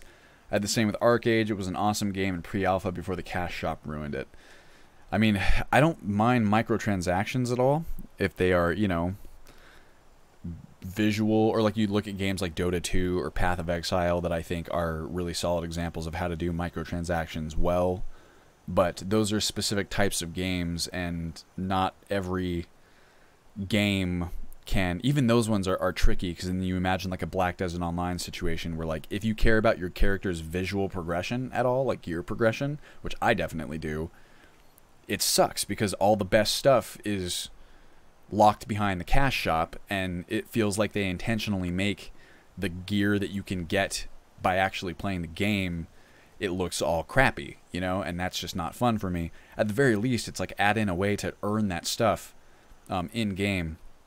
But I don't know, just pay to win mechanics, they ruin it for me. I'm so much more willing to pay more money, or, you know, like do a subscription thing. Like the subscription based model is what I planned for the express installation of Ultimate Skyrim, like the future versions, right?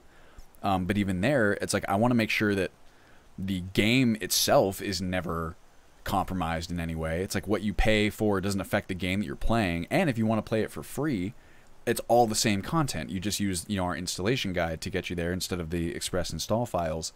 But the idea of being able to pay for things that affect the gameplay experience just kind of makes me sad, and I am more than willing to pay more money, do like a subscription model, or even just a large initial cost. Like, for example, I always use Splatoon 2 as a good example of this, or Nintendo games in general, where I'm paying a premium, or like Breath of the Wild, I'm paying a premium amount, $60 for my game, but I'm getting a game that feels like it has $60 worth of content. I think that's a big important thing to me, and I'd much prefer that to like the freemium model where it's free to jump in, but you're constantly being nickeled and dimed for things that, in my opinion, should be just a part of the game if you had paid for it originally.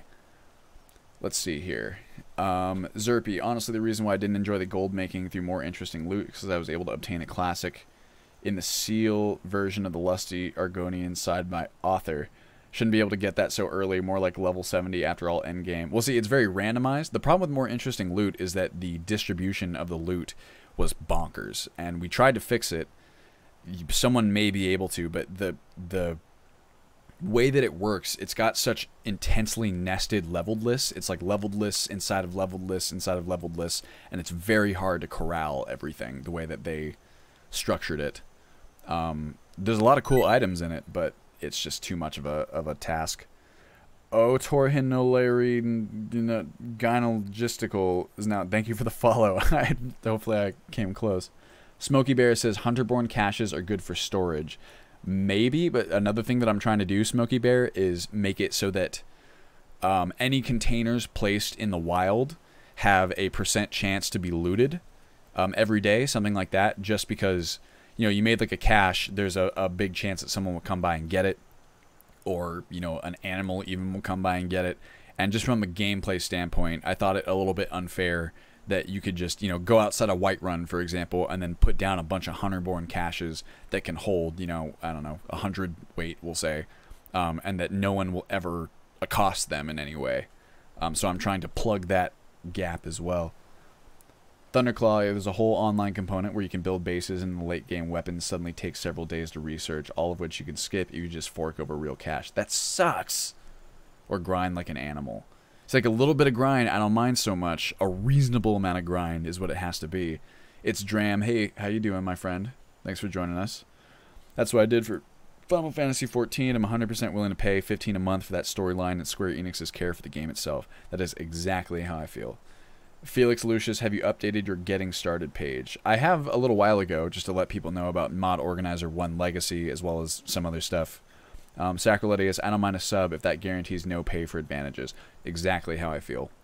No, I like the factual reality of anything involving effort, right? Like human effort. That includes games, game design, movies, anything. Anything at all, not even just creative stuff. The factual reality is that like people need you need money to live, and there's just like, you look at something like modding, right, which is in this very interesting gray area where modders make mods because of the love of the game, and it's amazing. And I love the idea that anyone can just, you know, play mods and just have that experience and enhance their game for free. And that's something that is important to me too. It's why even with the express installation monetization that I have planned for after 4.0, there will always be a free version of the game if you just and we'll always maintain the guide.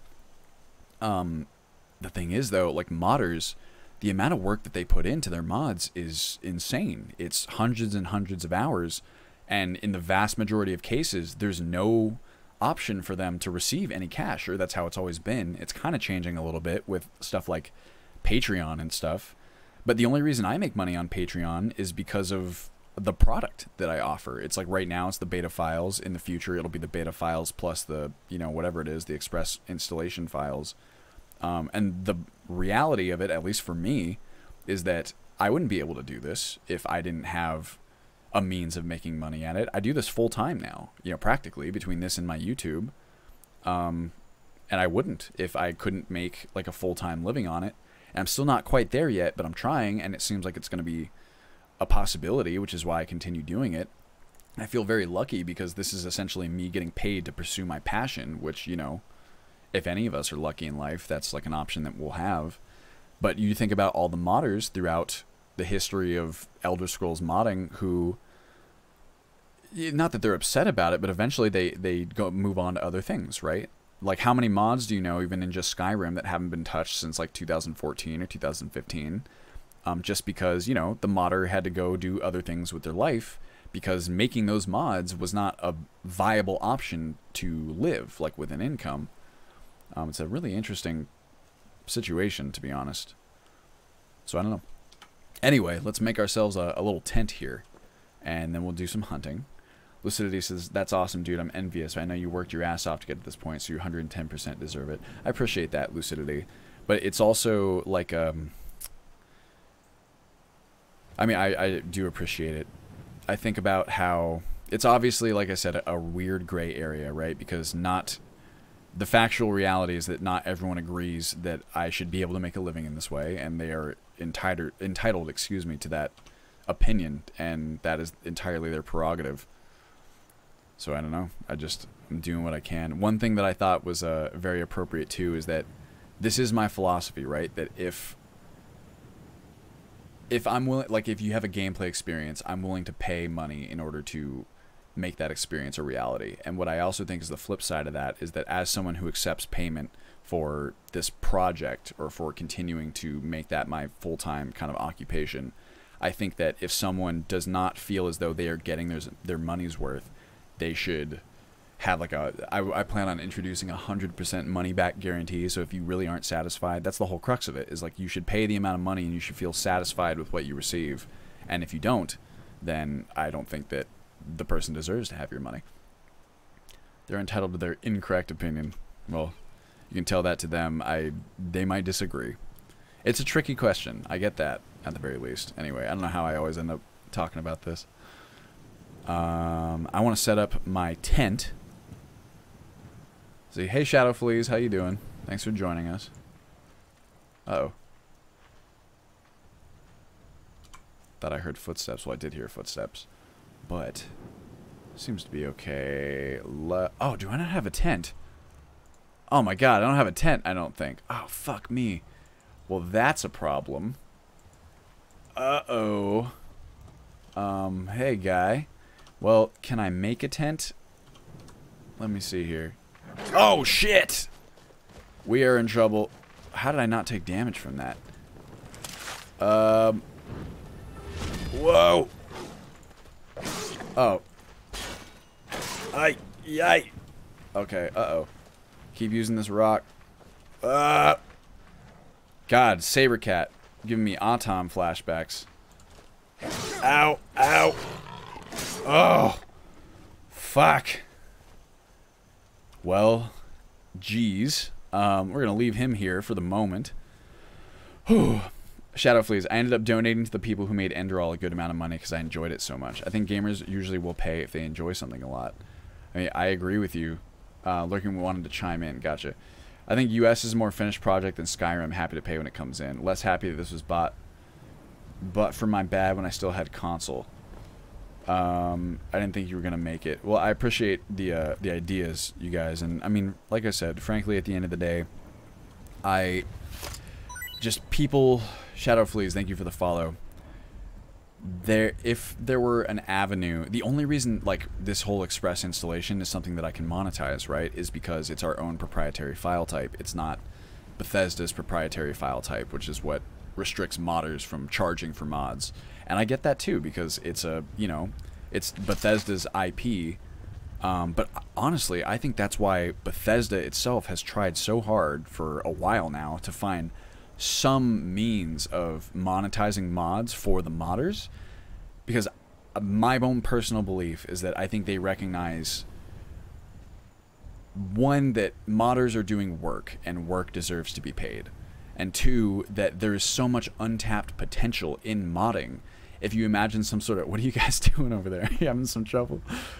If you think about your own favorite modder and you think about the sort of work that they might produce if they were actually paid to do it, and if that were actually a viable means for them to either replace or supplement their income, you can imagine there being all kinds of things, you know? They are definitely having... This is some sort of mating ritual we see. Let me go ahead and make my... Let me get a healing poultice. I should be able to heal up real quick. They are in love. This is a very strange occurrence here. I don't know if I should make my camp here, because I'm going to get trampled at night. Well, anyway, let me check my crafting item. I don't think I can make this right off the bat. Oh, I can. Large, small fur tent. What do I need? Small leather tent. That's what I need. I need 2 firewood, 8 leather strips, and 8 leather. And I don't know if I have a crafting table recipe put up. I can make one here just for the sake of it. 8 leather. Fack. Okay. We are going to need to...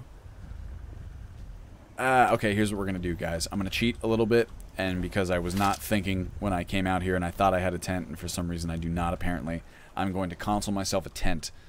And this, that's just going to be how it goes, because that way we can actually do what we came out here to do.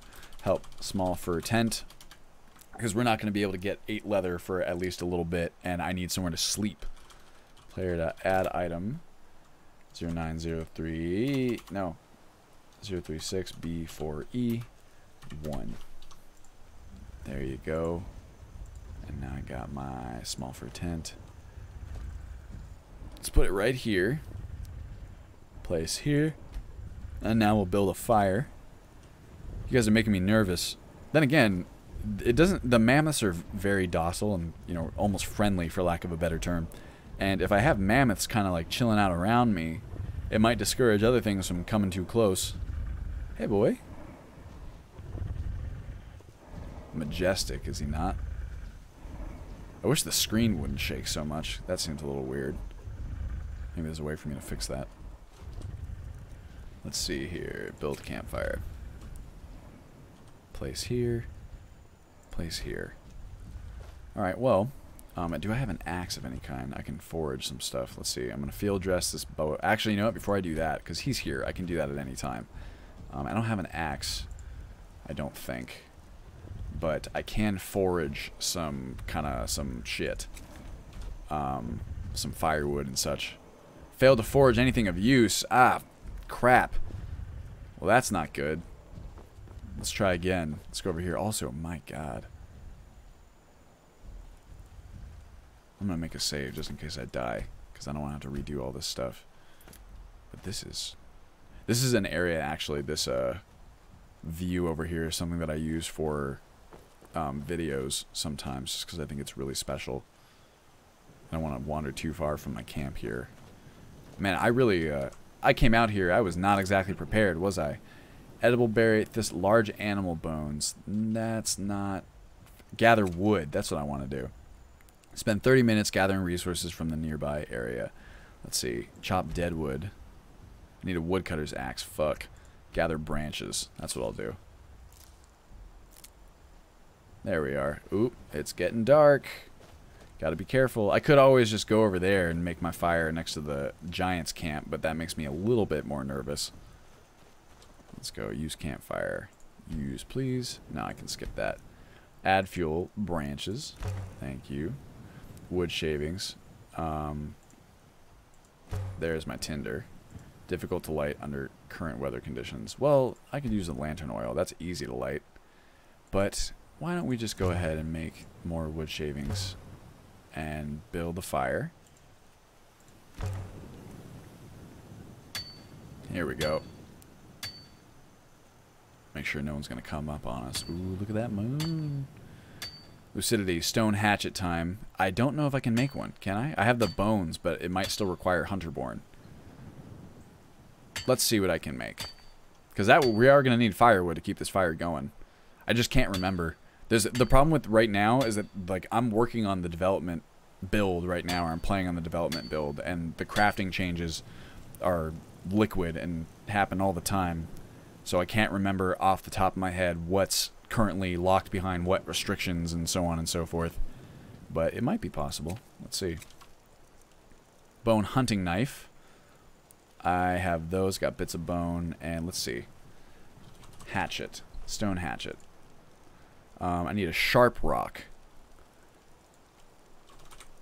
And I don't think that that's something I can craft. I think I need to find it. Oh shit. I scrolled up my chat. God damn. I really need to fix... Well, the problem is, right now I have actually 1tweak's borderless full screen turned off because I get better frames when it's actual full screen. But apparently the problem there is that it seems to remove that feature that stops the... There we go. Oh shit. No, wait. So close. It stops the feature that prevents my mouse from drifting outside to other monitors. There we go. Got it. Alright, well, we might be able to get a sharp rock if we forage again. It's only 7, so that's okay. Go forage. Oops. My foraging skills are improving. Oh, now it's very dark. Firewood received. Shit. My fire went out. Use. Can I put add fuel branches again? And kindling. No, the wood shaving should be fine. Strike stone again. Thank you. I really should have come out with an axe, shouldn't I have? Beautiful night, though. We might have to console ourselves an axe as well. Or maybe just a sharp stone so we can feel so, you know, woodsy. I always like this smoke particle. Come on, baby. There it is. No. I need more kindling to make a flickering campfire. Okay. About to console myself a coffee. Sounds good to me, Felix. Reminds me to drink my own. Alright, we got about 20 minutes left in the stream, boys and girls. Thank you for joining me, as always. Here's what we'll do. So I still need some campfire, and I would like to get this boy crackling before I check out for the night, or at least before I do this. Come here, saber cat. Oof, I didn't mean to drag you into the fire straight up. Why don't I just give myself a sharp stone? Sharp rock. Add item 8A01B480. Give me 2 of these. Now I can make a stone hatchet. Oh, whoops. What do I have? Forage. Anything. Examine. Fish. Gather wood. Oh, I forgot that as you level up your forage, you can look for more stuff. Anything firewood. Maybe I should disable the... That's tricky, because now we have kind of like 2 abilities that function the same way. God, BRB. Jigsaw just scratched me. Oh, no. Yeah, my cat can get a little bit rowdy as well. Well, here. Craft an item. And we're going to make... Do I not have... Oh, because I use my firewood. Stone. Hatchet. 2 branches. Oh. Well, let's do this then. Let's see if I go gather wood. Chop dead wood, gather branches. See, these should be consolidated under that single one. I might be able to do that relatively easily. I'll hold on to the firewood, actually. Alright. We did it. Found 5 branches, huh? How about that? Craft item. Get a stone hatchet. Yes, please. Now I got my stone hatchet. And I'm going to ferret it. And I'm going to equip it. And... Gotcha. Chop down this bad boy.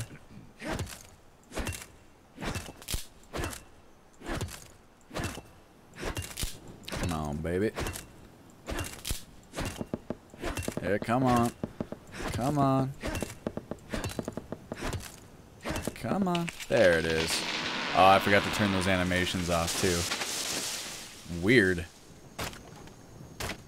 Yeah, because it's very strange with dynamic things. What the hell are you? Oh, it created a stump. Or it tried to, anyway.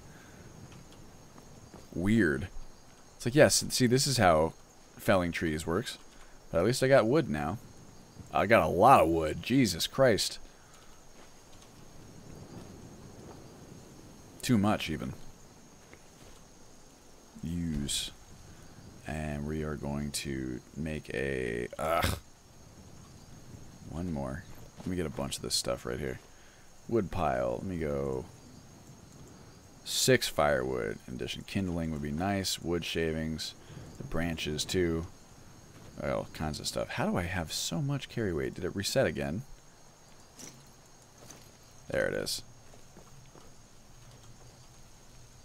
Use. I killed that saber cat earlier, actually, Lucidity. It came to try and kill me. Crackling campfire. There we go. Ooh. This is an inspiring campfire. Check it out. Let's make a roaring campfire. Wow. Let's go ahead and take a look here at our Whiterun Plains night. We got some food that I can eat.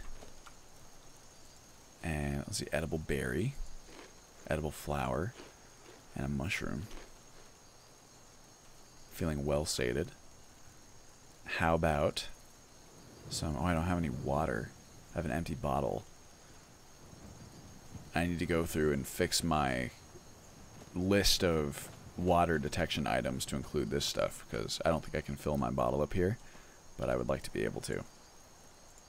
Nope. Well, dang. I don't think I can drink either. I don't have any, what's it called? I really need to upgrade my PC. Only got an RX 580, so I've had a lot of the graphics go. Well, I know that the prices are starting to go down. Lucidity. Alright, we'll check out for the night. Oh, let's do this real fast. Search our saber cat. Field dress. And now we got skin pelt, ruin pelt, butcher meat. We can let the meat sit for a quick second. Nice. And we are going to sleep. Sleep for 12 hours would be 11, 10, 9, 8. That's fine. Bitcoin miners, I know. Ethereum miners. Oh.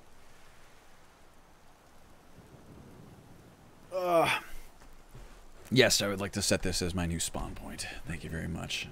Oh, look at how much experience we got. Evasion. That's nice to have. What a beautiful morning this is. Also, that's Silent Moon's camp, if we ever decide to take him out.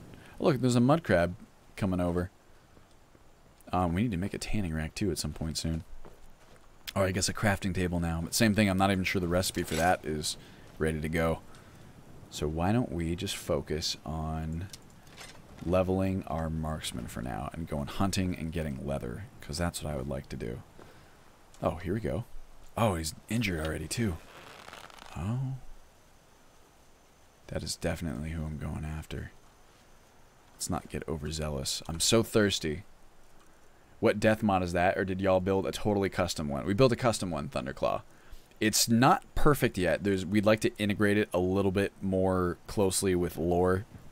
It's not the end of the world either if it stays the same way it is now, because it's like kind of justified through like the copy text that I've written. But as it is right now, you spawn where you have the option of spawning where you last sleep. And if you die, then your stuff drops and you can go and get it back again. It's very similar to Dark Souls.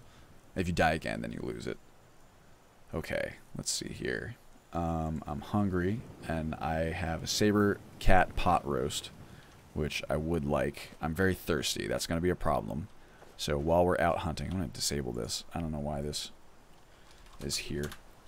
It's dynamic things. If you go in here, dynamic things, and you go misc utility, advanced options, containers are destructible but respawn, realistic amount of wood per tree, realistic chopping time, yes, play cutscene, mammoth tusks, no. There's a cutscene, let's see, landscape overhaul, play cutscene sounds when felling a tree. Felling tree elapses no time, so we should have there, and the tree protect chances no. I believe that should be good. Convert statics. Alright, should be fun. I don't know why that trunk is there, but I'll have to see if that continues on happening. These are the kinds of things that you really only find when you're playtesting, right? And I don't do that much playtesting. But I will need to for... That's probably what I'll do in between Beta 5 and the final launch. Like Beta 5, I'm going to sweep up some bugs that I know are currently in the installation. And in between Beta 5 and the final build, I'm going to be doing a lot of playtesting just to make some final polish tweaks and stuff. Level 1, trying to cut down a tree only to get assaulted by a Spriggan and 2 frostbite spiders. That's what I'm trying to avoid, Lucidity, by disabling that. It doesn't feel particularly fair to me, to be honest, that setting. I can see why it's there as like an option, but it's like you like that tree, for example, that we just cut down. There's no fucking way that a frostbite spider is hiding out there, you know? Let's see here. Oh, is that our man?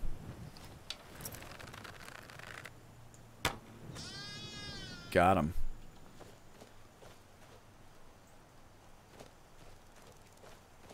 Sorry, bud. Why is this elk not triggering the Hunterborn mechanics? Ah! My mouse must have hovered over my Windows arrow. Come on. It'll come back in a second. Give me it there. Whoa! This elk is not triggering the Hunterborn mechanics.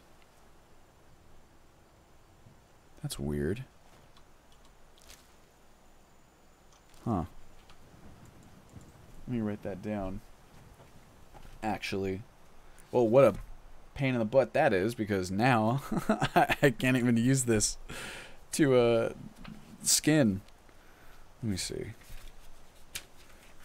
What is the base ID? 000 DC 5. I don't even really need to include the things. No HB. There we go. Well, I guess we're going to go and find something else to hunt. We still get the marksman experience at the very least. I need a river. There's not really one near here, I don't think, either. Hey, what's up, guys? What are y'all doing? Traveling merchants, maybe. Hello. What do you need? Hello, Beth. Wait, come back. What have you got for sale? You got staves, huh? Staves? Let's see here. Staff of paralysis. I mean, I'm not purchasing. Oh, I could use a water skin. Actually, that would be fantastic.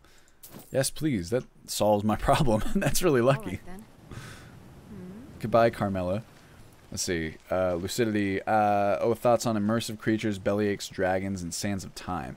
So immersive creatures, very unlikely that's ever going to make it into the installation, just because I don't think it's... A lot of them are tremendously immersive. I know that you can selectively turn them off and on, but adding them in also requires a great deal of work, because they have to be made compatible with like the Hunterborn mechanics and stuff. There might be patches out there that we could use as a basis, but consider it a fairly low priority change for me. Bellyakes, dragons. If there's a dragon retexture that I have planned to implement, it could be one and the same.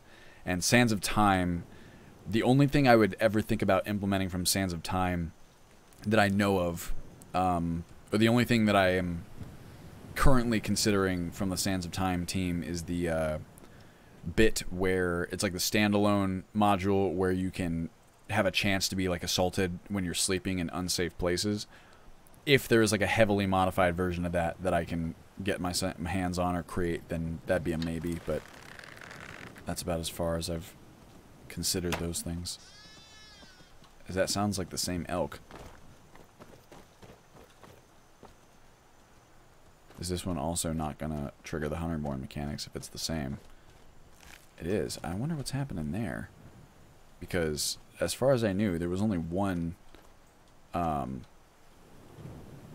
elk that didn't trigger the Hunterborn mechanics as it's supposed to, and it's the elk bull.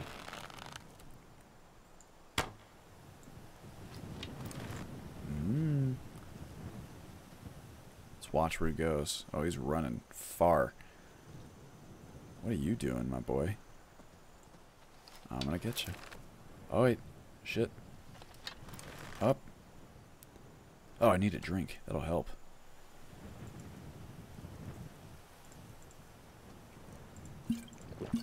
There we are. There he is. What do you guys think? That was a long shot. Got him! Oh yeah, baby. Let's go check him.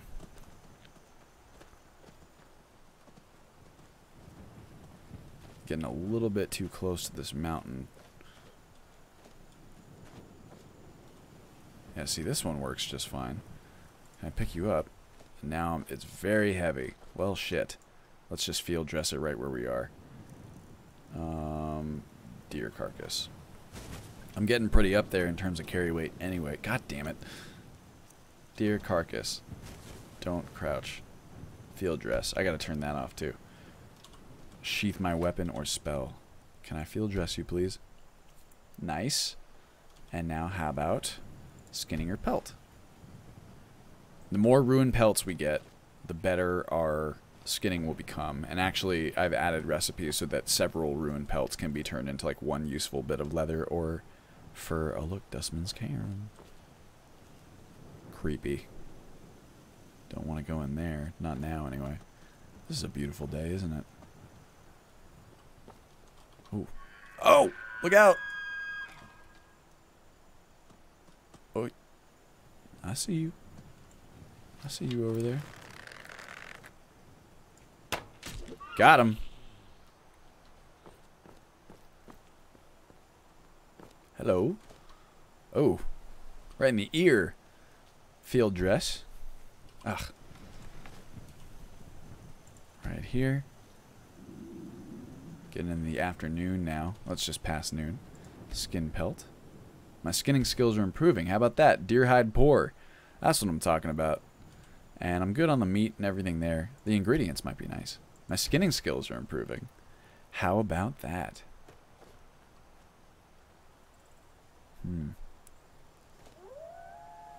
I also give up on life upon getting nicked in the air. Oh.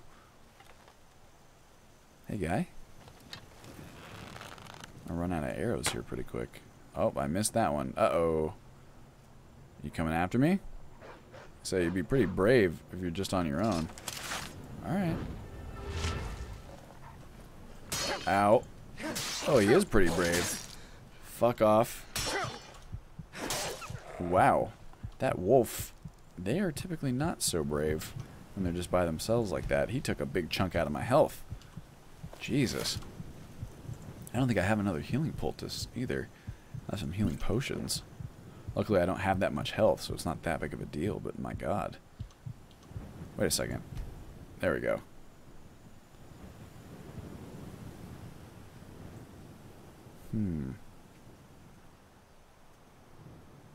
Thunderclaw says not using the thing that actually makes them appear skinned.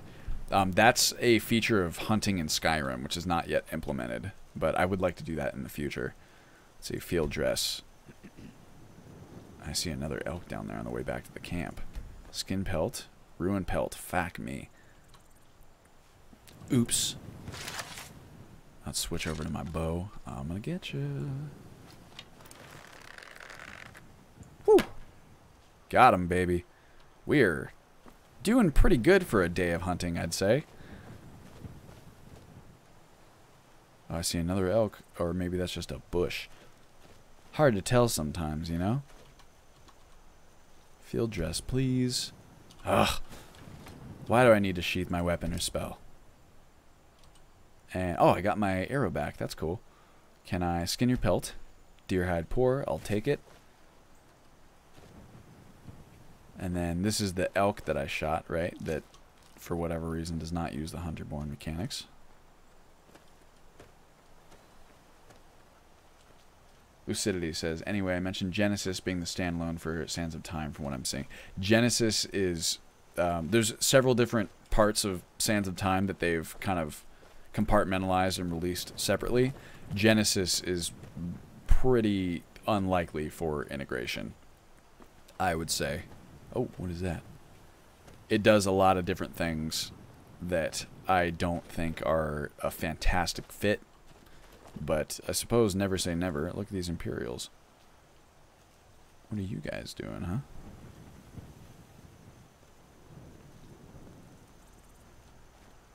Huh. Okay, we got about 2 minutes left, boys and girls. So why don't we see if we can take down another animal. There's our camp. Anyone else want some? Just one more pelt. That's all I'm asking. Let's see here. Imperials crossing the river. Let's see. Which LODs are those, Lucidity? That's another thing I'd like to do, is I have enhanced vanilla trees and verdant grass kind of slotted on my high priority list. Oh, I'm getting hungry. Come on, baby. Aha! I see you. I'm gonna get close as possible. The mountains and the trees.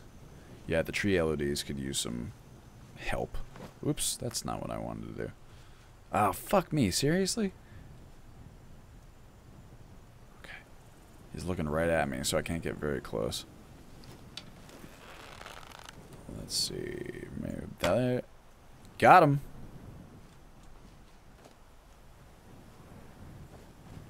Oh, there's mud crabs. I don't want to piss him off.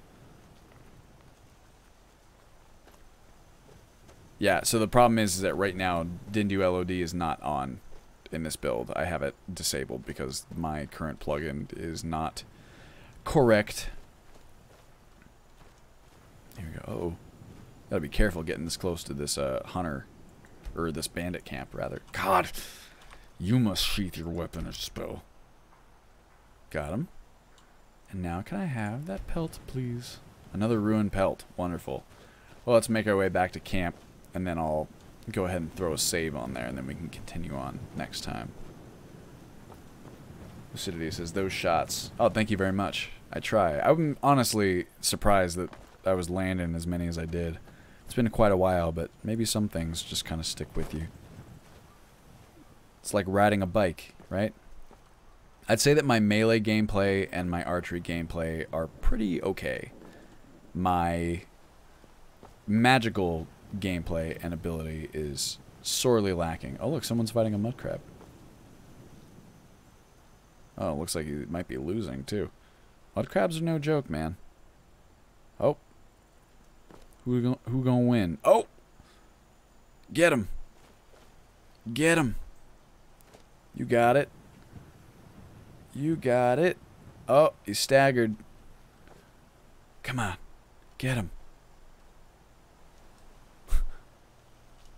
The battle of the century. Oh, he's down? Oh, he looks down. Let's see, Sacrilegius says, I've been hard at work on Buvar, but added the option to persuade/intimidate Vigilant Tolan to stay at Fort Dawnguard and don't get killed in Dim Hollow. Later on in the Dawnguard questline, he'll become a follower. That's pretty cool, Sacrilegius. I like that. Mudcrabs only feel hate. Seems that way. It looks like he's stopped. Where's my camp? I've lost it. Oh, must be it over there, maybe? I see another animal anyway. I think I do. I do. I can't remember where my camp's gone. Was it on the other side? It was flat land. Is it over there? I've lost myself. I've become lost. There's a cute little rabbit. Hello. Hello, buddy. I'm not going to kill you. I don't like cresting hills like this. It makes me uncomfortable. Because you never know. Oh, now I know where I am because I recognize that beehive. I'm going to take you out. You never know what's going to come right up over the ridge. Let's see. Hazardous. At Belmont Boy, about your incorrect plugin order. If you were having issues, you can post your question on the Old Sky subreddit. People will try to help. Are you talking to me? Or are you talking about that other man that we were helping earlier? Sands of Time, aka the Path of the Dovahkiin. We don't know how to name things. Just goes on forever edition. Yeah, that's a fun thing. Gotcha, Hazardous. No problem. Joke went right over my head. But yes, Lucidity, the Sands of Time Sleeping Encounters standalone module was what I was talking about. That's something I think is really cool. But based on my understanding of the implementation, there would definitely need to be some tweaks that we'd make. But the fact that it exists at all, I'm very grateful for. Alright, guys. Ooh, beautiful. I think that's going to do it for this stream. So thank you as always for joining me. I hope you had a good time. Got a lot of good gameplay in on this one, but also some obvious areas that still need improving, especially in terms of the crafting mechanics and just what gets made where. Like I said, that stuff is still very much a work in progress, so hopefully you guys don't mind and you'll pardon my dust. But I appreciate you hanging out, as always. Let's see what I got here. Problem I had with Sands of Time is that you regen health very quickly in the first few levels. Well, it's a mod where the scope is not super clear to me. It's like trying to do a million different things at once. Which, you know, I get, but like the naming conventions have actually always been very confusing for me, and I first remember coming across it and being like, I don't know what's happening here, or what this mod's trying to do. Felix, have a great week. Lucidity, thanks for joining me. Lux Rift, thank you so much for stopping by. Like I said, go ahead and check out the Discord or the subreddit if you still need help with that stuff. Sacrilegius, thank you for stopping by. And to everyone else who's still there lurking or who stopped by, I'm sending you thank you in spirit. And I will see you guys in the next one.